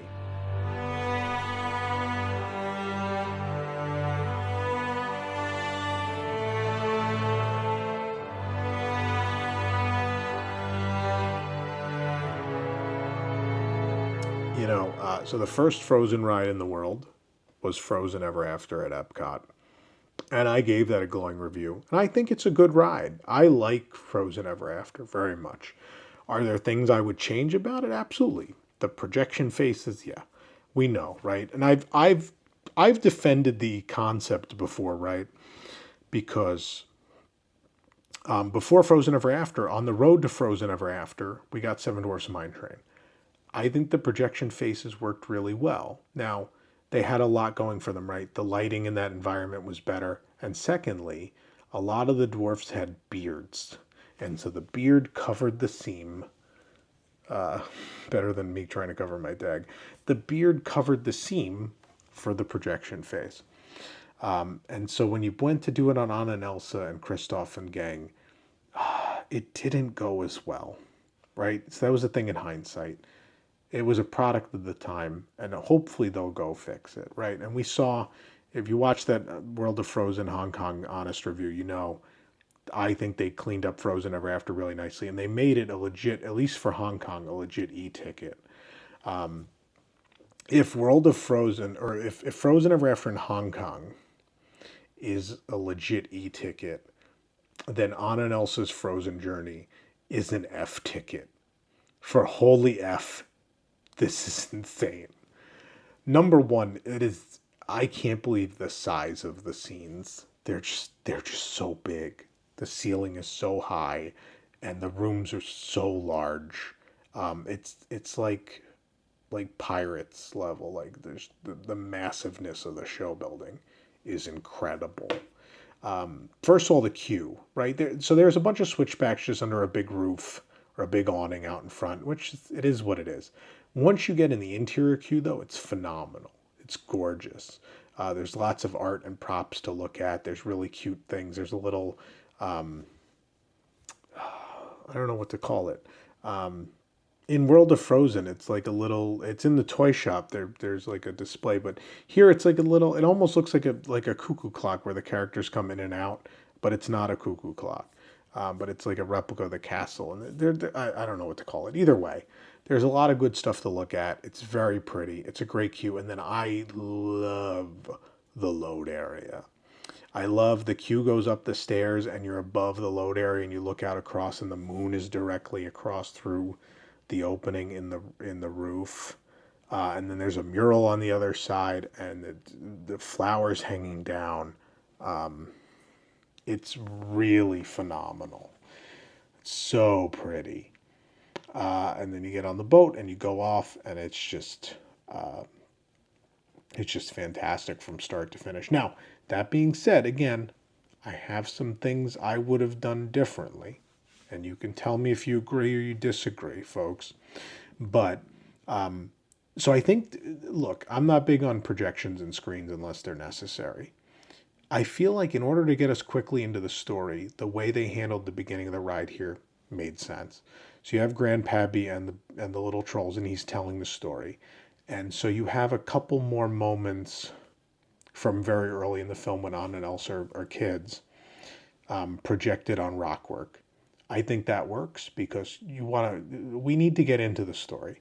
We don't want to spend 3 minutes, reliving all of their childhood. We don't need that, right? We don't need that. It's okay to pick up at do you want to build a snowman, I think. And that's where they do pick up. And it's what's funny about it is the way the ride is designed, it's not you're traveling into memories, right? And so none of the scenes try to put you really in that place necessarily. It's kind of all it's staged very theatrically, and in fact, like they kind of stole some stuff from the DCA musical. Maybe even I never saw the Frozen Broadway musical. I bet there were some similarities. But like, so the do you want to build a snowman scene has like Anna behind the door and she's knocking, and then instead of you traveling around to the other side of the room, the scene just turns. So the door just turns, and on the other side is Elsa. So again, it's like you're watching a musical almost. And the same thing happens to we progress through time very quickly, and we move on to, for the first time in forever, I love the way this scene is staged. I love this. So you travel through the portrait gallery with Anna, and you pull up into the next room, but you could still see through to the portrait gallery. And so you have this really cool framing. If you, it takes a great photo. You have Elsa at her coronation, but then you see Anna in the background in the other room, like all excited about Coronation Day, and Elsa's not, and it's really perfectly staged. It's great. You have there is sort of a rush scene of love is an open door, and it's all projection, but I think it works. And then we get into the trouble, right? Elsa reveals her powers, a really cool effect with the fountains at this point, or where they turn to ice. And we start to see typical OLC spending, where it's just like, let's just have a boatload of animatronics in this ride, and some of characters that you never thought you were going to see as animatronics, right? So let's have animatronic Hans, and let's have the Duke of Weaselton, Wesselton, whatever you want to call him. Let's have him as an animatronic. Why not? So everybody in the movie gets an animatronic. And then of course Let It Go. They blew Frozen Ever After away, blew it away because we get the whole lead up, right. We travel up the North Mountain with Elsa, which I think is the perfect way to do the lift hill. It makes so much sense. And we get to see her actually create the ice bridge to the palace, which it's not an incredibly complex effect. It's not anything they've never done before, but it's really very smartly done. Like it's kind of ingenious in its simplicity the way they handle it. I won't spoil it, but combination of practical and projection together, which makes the magic happen. And then, you know, I've sat and thought for a long time, Frozen Ever After. It's great that we travel to the ice palace, but the ice palace is already built. And for me, I was like, I really hope someday we get to see the moment she creates the ice palace in a ride. But how do you do that? Honestly, my fear was always, oh, it's going to be so projection heavy that it's going to lose some of that magic. And I was very fearful of that. But I was also like, I don't know how you do it physically either, and maintain it, right? Because you need the effect to happen over and over and over again. And the more complex you make it, the more likely it won't work consistently. But so they went real projection heavy on it, but it is such a giant room and it's so well staged that they nailed it. Like it feels like a big moment. Again, I don't like a lot of projection mapping heavy scenes. This is one of the best ones I've seen. They figured it out, and it feels like this big epic moment that you've waited a long time to see in a ride. And I love the end of the scene where the doors close right on beat with the music. Cold never bothered me anyway, and the door closes, and you hear the ding, if you will. Perfect, absolutely perfect, wonderful. So here's my big problem with this ride is then we get to the climax with Hans and Anna being frozen. We rush into that very quickly to the point at which we don't build to it correctly, I don't think. So we decide to go back to the well. The well being what we did at the beginning of the ride was we want to fast forward a bit. So what do? Okay, we're going to have a quick projection scene or two at the beginning where we go through their childhood very fast. We want to get from Let It Go to the transformation to the melting of Anna.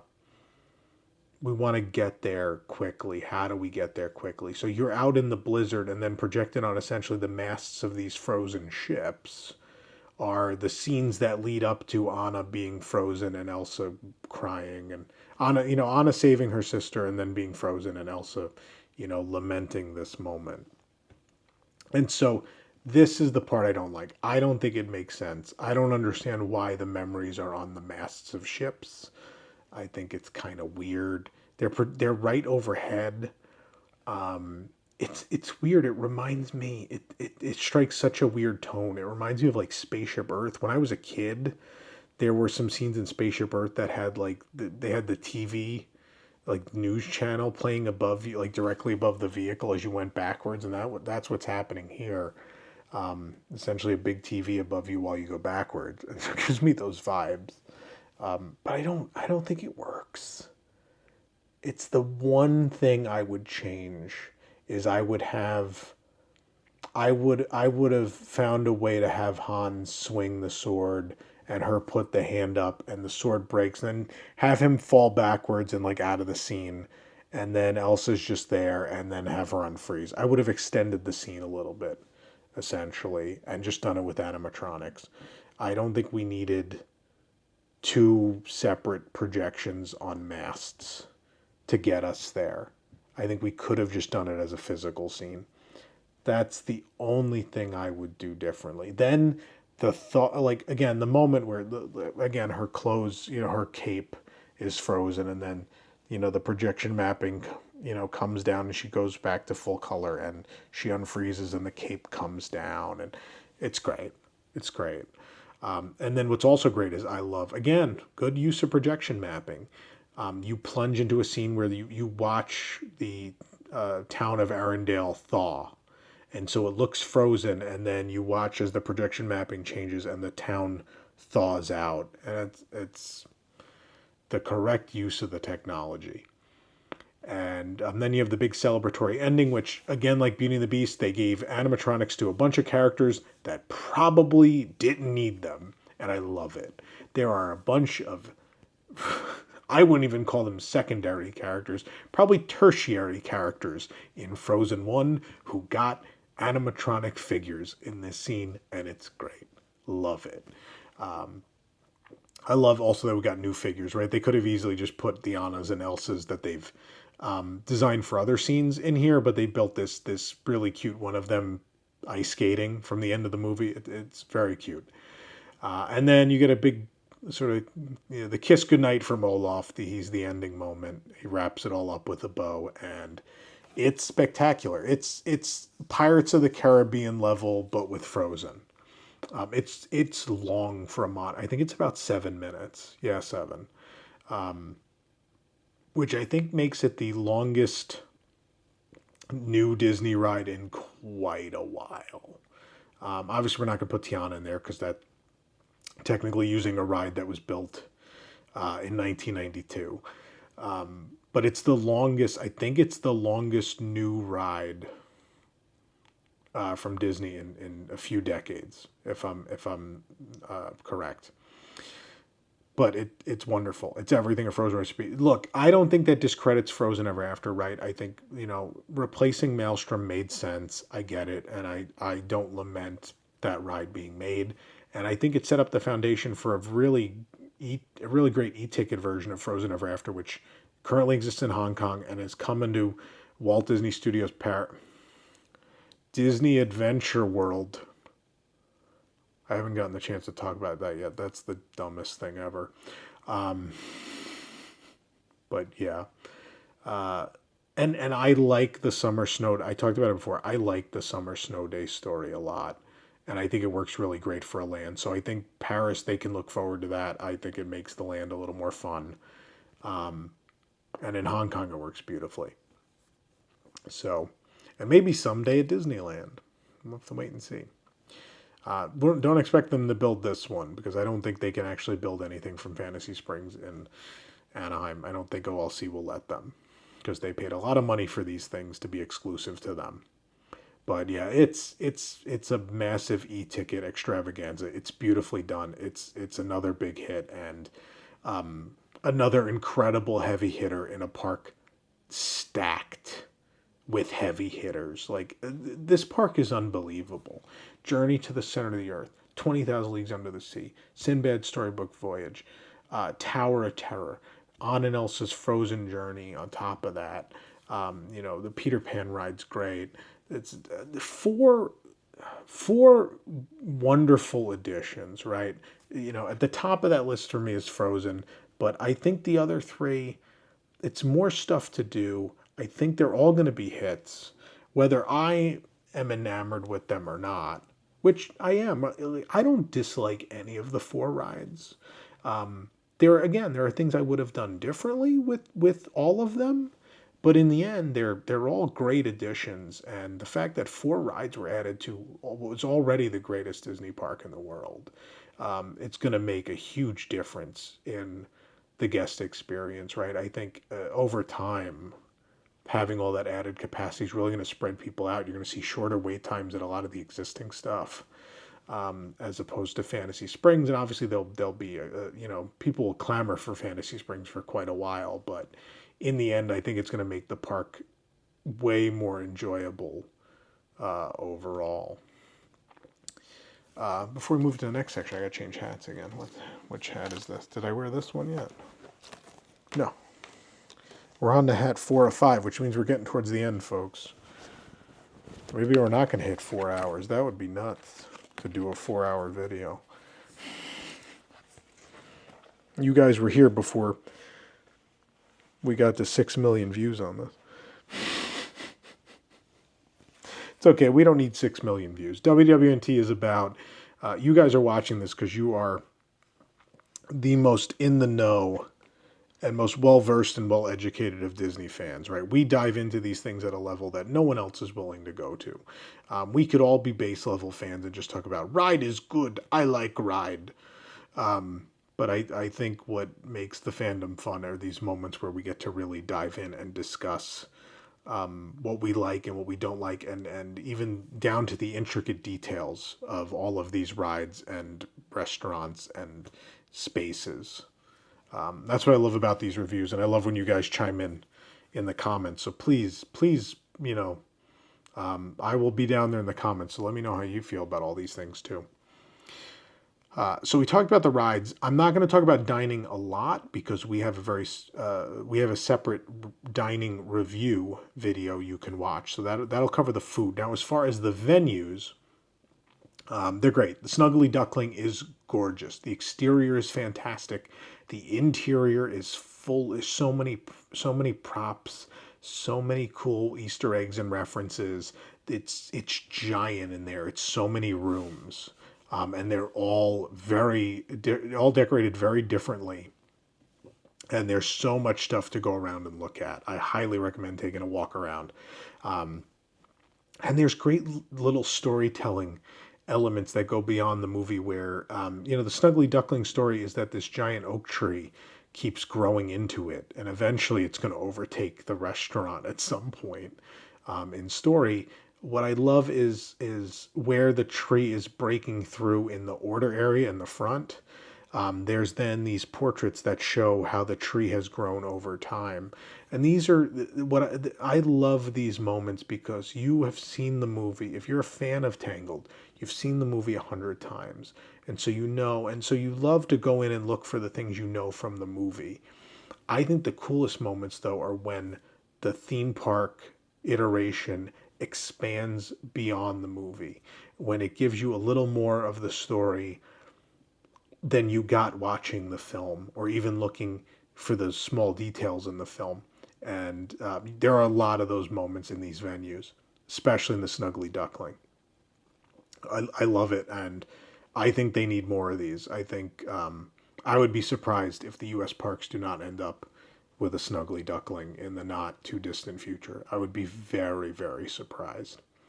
Royal Banquet of Arendelle, again, stunning interior, multiple rooms. Like the throne room is breathtaking. It's a great photo op. You get to sit in the chair and pretend you're the king or queen of Arendelle, as I did.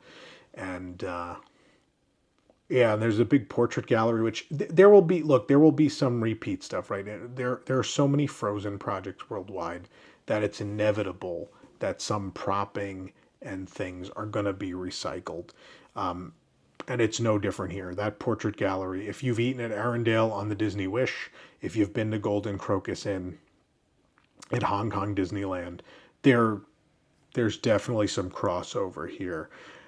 What I loved in the ordering area is, if you know, in for the first time in forever, who knew we owned eight? Is it 8,000? Is that right? Who knew we owned 8,000 salad plates? There's a lot of salad plates on the wall in the ordering area. That is the Disney difference. That is the attention to detail, and such a fun thing to find. The other thing that's wild, I don't know how many of these we're going to show, maybe only one, and you'll find the rest for yourself. DisneySea has this tradition of the water fountains in the restaurants are self serve. And so there's usually a little thematic space where there's a spout and you put a blue cup up against and you fill it with water. All of them in DisneySea are wildly themed. I'm trying to think of what some of the other ones are in the park. I know New York Deli has a really cool one that's like in a wardrobe department. They're intricately themed to the point at which each of them in story they kind of explain where the water is coming from. So in Snuggly Duckling, there's a water pump, and so I, like an idiot, almost went to use the water pump and then realized, oh, you just push the cup against it because it looked that real, and I thought the water was going to come out like a pump. In Lookout Cookout, there's one that looks like this really cool sort of I don't know how to explain it, but like a mini aqueduct system that the Lost Boys have built into like a funnel. It's very cute, and yeah, so there's a lot of those to look for. Little DisneySea is known for little details taken to the most extreme, to a level of detail that is might be considered insanity, honestly. And then for Lookout Cookout, it's another great interior. A little small. They definitely could have used more seating. It's always, every time I've been during these previews, it's always been a fight to get a table in there. But again, so many great details, and it really feels like the Lost Boys built the space. Like, it's real haphazard. There's a giant boat that's turned upside down that's damaged, and one of the lights has plants growing in it, and the ordering area is filled with this mural with all sorts of cool stuff to look for, and there's little vignettes the Lost Boys have painted of them doing things. Two of them are references to Disney attractions. One for Pirates of the Caribbean, where Mr. Smee is the pirate sleeping with the pigs. Also, the dog with the keys is there. And the other is three of the Lost Boys are dressed as hitchhiking ghosts. So Haunted Mansion and Pirates getting some love in another land. And yeah, it's a great space. There's totem poles. Like, they tried to take what they learned from their Native American friends, and they built a totem pole out of like junk that they found. And again, there's a lot of that through the Neverland area, right? There's the berm for the planter. One of them, the Lost Boys got bored, and so they painted a game of hopscotch on there, and you could actually go play hopscotch on the something that you never let you do in America. Stand on the edge of a planter and play hopscotch, but it's the intention, and you can do it there in Tokyo. And there's the totems they made of Captain Hook and Mr. Smee and Tick Tock Croc, and they also made target practice dummies of Mr. Smee and the crocodile that they have. You'll see their bow and arrows strewn about. There's a outside. There's also a little. The Lost Boys sort of mockingly have built out of debris a fake little pirate ship on the shore near Captain Hook's pirate ship near the Jolly Roger. There's a lot of that detail. I love, and there's stuff carved into the ground and little kid footprints everywhere. And generally, the level of detail throughout the Peter Pan area is top notch. There's so many little things to look for because the kids have just drawn all over everything, and everything's made out of, mishmash parts and debris. And it's a really charming area for sure. But the 3 restaurant interiors are all gorgeous. They're all worth exploring if you have the chance. I would do that. Now, my favorite, there are not a lot of interiors, but my favorite interior in the entire land is the gift shop, which is technically in the hotel but accessible from the land. Fantasy Springs Gifts. Now, not only do you have those 2 columns with the backstory, like we talked about earlier, but there are all these little vignettes that celebrate so many classic Disney stories, from Aladdin to Mulan to Sleeping Beauty, Cinderella, Brave. It's these are all gifts, and in the story, these are gifts the Duchess has gotten on her journeys to these different kingdoms. So she visited Dunbroach at some point, and Merida gave her gifts. She visited the kingdom Mulan is from, and Mulan has given her a beautiful vase with Cricky on it, and a fan. And King Stefan has declared a Fantasy Springs Day, and there's a proclamation and a special coat of arms to look at.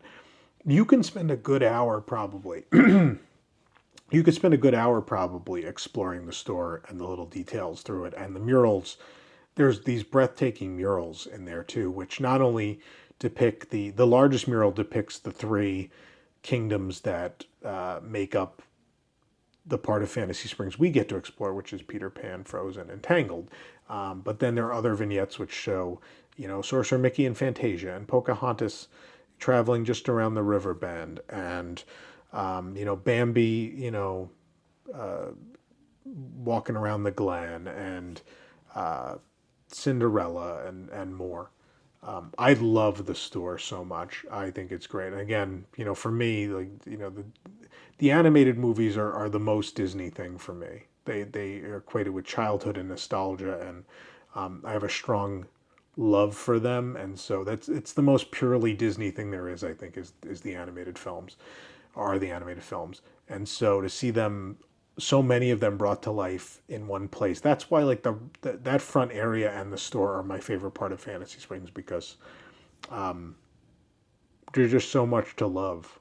For if you grew up with these movies, whether it's from the time Walt was alive, or the Renaissance, or even the second Renaissance, like the Princess and the Frog and Tangled and Brave, and that group. There's something for everyone in there, and they're all lovingly represented. And there's at least one of those vignettes that'll put a smile on your face, no matter who you are, because there's going to be something inevitably in the front part of that land that emotionally connects for you, the same way the Bambi vignette did for me. So the last thing I want to discuss before I give my final thoughts is there were some interesting choices made. I think for those of us that are used to the other Disney parks in the world, I think even compared to other places in DisneySea, there were some interesting choices made. The most interesting choice was the decision to not really have a lot of interior spaces you could explore in these realms, right? So there is one store in Fantasy Springs, and it's in the bottom floor of the hotel, out by the entrance area from the Fantasy Springs Hotel. That's it. There are no other stores. There's no store in Neverland. There's no store in Frozen Kingdom. There's no store in the Tangled area. There's a little merchandise kiosk all the way out between, essentially between Lost River Delta and Arabian Coast, but that's really it, right? And so they're think about it, like in Neverland, you get to go into the cave and into the ride. There's nowhere else to go into, right? You can explore Skull Rock and you can explore the pirate ship, which essentially are just photo op areas, but they're very pretty and fun. There's not a whole lot to interact with on the pirate ship, but enough. And we go to Frozen, and the only spaces you can go in are the ride or the restaurant. And St. Peter Pan, you can go and Lookout Cookout. I forgot. And in Frozen, you can go into the bathrooms, and you can go into the restaurant, and you can go into the ride. And there's nothing else. There's a bunch of empty facades, a lot of fake facades in the town of Arendelle. What was funny for me is, again, big picture taking culture here. What's been so funny is watching how the guests, every single doorway in that town, people are taking photos with all day. And it triggered a memory for me, and the memory was Duckburg. For those of you who are super old like me, and have been going to Disney World for a long time,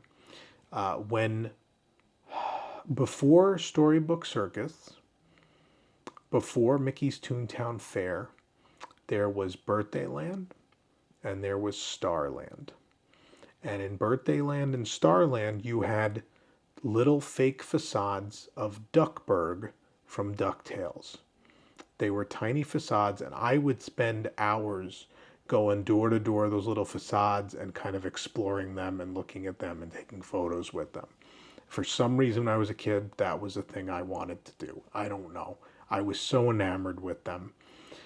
Everybody just taking pictures and knocking on these fake doors and like playing with these facades in Frozen Kingdom reminded me of my interactions with the Duckburg facades. But there's nothing there. It's just a giant, it's a restroom. It's the size of like 6 Arendelle buildings. It's a giant restroom facility. And that's it. And then there's another block of buildings that there's nothing in. Now, I will say the windows are beautifully dressed. There's a lot of propping and story and hidden Easter eggs and references in those windows in Arendelle. My favorite of which is a reference to Craig Russell, who actually came to Stage 89, one of the individuals responsible for helping to build the Disney MGM studios. Craig also was one of the driving forces behind Tokyo DisneySea, which in fact a bunch of MGM Imagineers were involved in creating the original DisneySea. Craig was one of those, and Craig recently retired, and as an homage to him, there is a window dedicated to him in Fantasy Springs and Frozen Kingdom, which I thought was very sweet and a fun thing to look for. There are a lot of other cool little things like that to look for. There's a hand washing station outside in Frozen Kingdom where they've hidden characters on the shingles, like other Disney characters like Mickey and Ariel and Donald and Sebastian and Stitch, and there's just all these character silhouettes on these shingles. There's a lot of cool stuff like that to look for in Fantasy Springs. I don't know another Disney park in the world where people will gather to look at hidden things. So on the shingles of this roof, there are hidden characters. Some are easier to see than others. So you're looking at Donald dead center. I'm going to super zoom on Donald. There's Donald. There's a whole Mickey. There's a whole Mickey? No, like it's just literally like hidden Mickey. And then there's an Ariel and Flounder. There they are. Ariel and Flounder up there. I forget what other ones we found on this side. We think this is Sebastian with the claw. That one I'm not sure about. I don't know. Some of these are pretty abstract, but some of them are very clearly characters. But let me take you to the other side. All right, and then on this side, You have a very, very clean Mickey. Nana thinks this is Donald's head, like that's his eyeball. You see that like hole in the staining? And that's his hat. She might be right. I kind of see it now. Is that Pinocchio? I think that might be Pinocchio. Again, some of them are better than others. Some are a little abstract. I think there's several Ariels. There's Ariel again. And then Stitch. I feel like that's someone, but I can't make it out. But Stitch is very clear, right? I don't know, maybe there's more. If you guys know them at home, shout them out. Freeze frame. Listen. Make me look smart. I want to come back and point them out to people. But there's just not a whole lot of spaces to go into. And I get that, right? I think what's interesting to me, it screams that they designed a land very specifically. OLC knew the nightmare that it would be for the first couple of years, right? If they look, instead of building a one small eighth port that had one ride and the restaurant and the town of Arendelle, they decided instead to take as much land as they could outside the back of DisneySea and turn that into a really big land. Now, part of that I think was still like, well, we only have this much land to use and we have to use this land very effectively, right? And look, there's a lot of space in this land dedicated to placemaking, right? There's the entire Neverland Lagoon. There's all the water that runs between the town of Arendelle and the castle and Elsa's Ice Palace. So there's a lot of space used for, and the Fantasy Springs themselves and the rock work and all of that, right? And all that's important, right? It sets the stage and it tells a story and it creates a really captivating place where you want to spend time. So it's all important. And in the end, they were like, I think the decision was, well, we're okay dedicating space to that. And it's good. Obviously, we need restrooms. Obviously, we need restaurants. And of course, we need rides. But in the end, they were like, people can buy stuff anywhere in this park. Like, we can just put a store in we got to put a store in the hotel anyway. So let's just put the store, on the bottom floor of the hotel and point it out towards the park. And that'll be the store for Fantasy Springs. People don't need to shop in Arendelle. They don't need to shop in Neverland, and they don't need to shop in the Kingdom of Corona. It'll be fine. And that was probably a good decision, right? People love to buy stuff here. I will say more than any other Disney park in the world, there is a shopping culture here. And the day of a merchandise release, the day this stuff came out, it was wild, man. And it's always like that for merchandise releases here. They love the goods, and me too. That's why I love it here. I feel like I understand the guests, and the guests understand me. I love this junk. Yeah, and that was an interesting decision. The one downside of that is there is less to explore. So yeah, we don't need more stores, but having more stores and places to enter makes these places feel more real and more populated.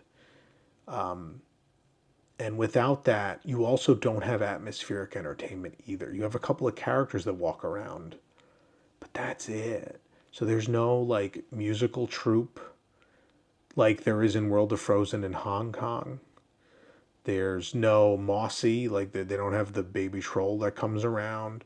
There's no atmospheric entertainment at all in Tangled or in Neverland, which, if we're being honest here, the Tokyo parks are not big on that to begin with, other than like the band in World Bazaar and the band in at the entrance of DisneySea, the Maritime Band.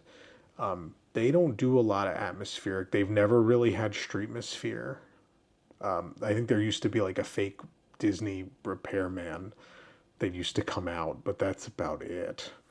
That none of that's ever really been a thing here. Like the thing they do here are the big shows and parades, right? That's the entertainment, but not a lot of atmospheric stuff. I would love to see atmospheric entertainment in these three ports, but It's just not a thing they do here. So those are my two downsides. Is I wish there were more stores just so there were more spaces to explore and more details to find in Fantasy Springs. And I wish there was more entertainment so that it felt more alive and more populated. Yeah, so in total, what I will say is this is, I don't think the world has changed, right? I don't think this is one of those. I think I thought, and I think a lot of people thought going into this that the theme park world might be a different place after Fantasy Springs. I don't think it is. I think we've seen more of the same, but that being said, it's not totally more of the same because it's a very high quality. It is a lot of a very high quality. So the level of care and money and investment that we've seen in the very best Disney projects of the last few years, like Pandora, is what we saw in every inch of this. And it's on a bigger scale, right? It's 4 rides as opposed to 2. And there's more rock work and there's a hotel in it and more restaurants. And so the game has not changed, but DisneySea has done something that makes the park better off than it was before. They finally have the much needed capacity. They've sorely required for a long time here. That's great. It's great that they have another hotel. It's great that there are more dining options. It's 4 new rides and also something for everybody, right? Like a Tunnel of Love style attraction for couples. In Tangled, you have something for families. Like what blew my mind about Busy Buggies is in the queue, they invite you to bring the stroller into the queue, like far into the queue. So we're not talking like at Animal Kingdom where you go like halfway through a queue and then they take the stroller from you. You go most of the way up the Tinkerbell queue and then give them the stroller, and then you have a very minimal wait at that point with the kids out of the stroller, ride the ride, and then come off, and your stroller is right there the second you get off the ride. So it's very family oriented, very family friendly. And then you have two brand new e-tickets in Peter Pan and Frozen. That adds to an already hellacious lineup in this park.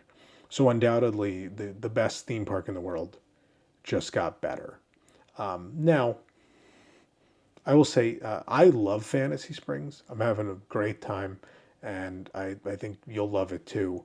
But there is a slight disappointment in that nothing was absolutely revolutionary. Like, I'm very happy that they built 4 great rides, but there was no new ride technology.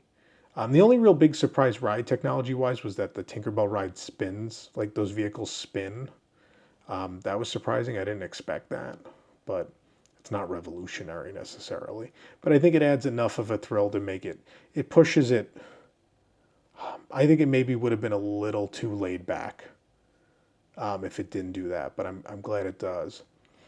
I think it's a good mixed bag of things. It's a potpourri of all the necessary things that DisneySea needed. A couple more pretty solid dining venues, another hotel, and a family ride, a ride for couples, and 2 mega e-tickets.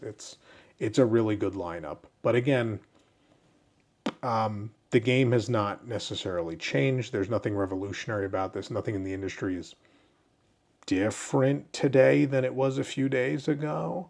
And that's okay, because at the end of the day, they've served the guests, right? This project serves the guests. These are all things with the guest in mind. And that's what's really most important in these experiences, is any Imagineer will tell you. I forget who said it at Stage 89, but it might have been Eric Jacobson, but they said what they do is for the joy of the guest. And that's what's important more so than, I want to build the best new ride ever. I want to build a ride with, we want to design a ride with a ride system you've never seen before and this and that. And, that excites us as fans. Like, that's what I want to see. But at the end of the day, from a logistics standpoint, from a logical standpoint, everything they did here makes a lot of sense, and I can't, there are no holes I can poke in it, in the logic to what they've decided to build and how they've decided to build it. And I think the team did a great job delivering a lot more capacity to Tokyo DisneySea. Well, those are my thoughts. Let me know yours in the comments. Please hit that like button. Please subscribe. And if you haven't checked them out yet, please check out my Tokyo vlogs. We're still a couple weeks behind, but it's kind of a series chronicling my entire time here in Japan, which I came for Fantasy Springs. And don't get me wrong, I know I had plenty of nitpicks and complaints here, but I do really love the land, and I do really love the attractions, and I highly recommend coming to see them. Now, as for how to come to see them, there will be videos and website content coming up that will be more strategic and tell you about how you should go about conquering all of it. So stay tuned for that. This is really just more the, getting into the art of the theme park with these reviews, and then covering, it from more of a nerdy perspective more than a trip planning perspective. But we will get into the trip planning stuff, I promise. But I thank you guys for watching. And did I wear all 5 hats? Is this the 5th hat? No. Hold on, folks. I got to wear the 5th hat, and then we can end this. It's a skunk.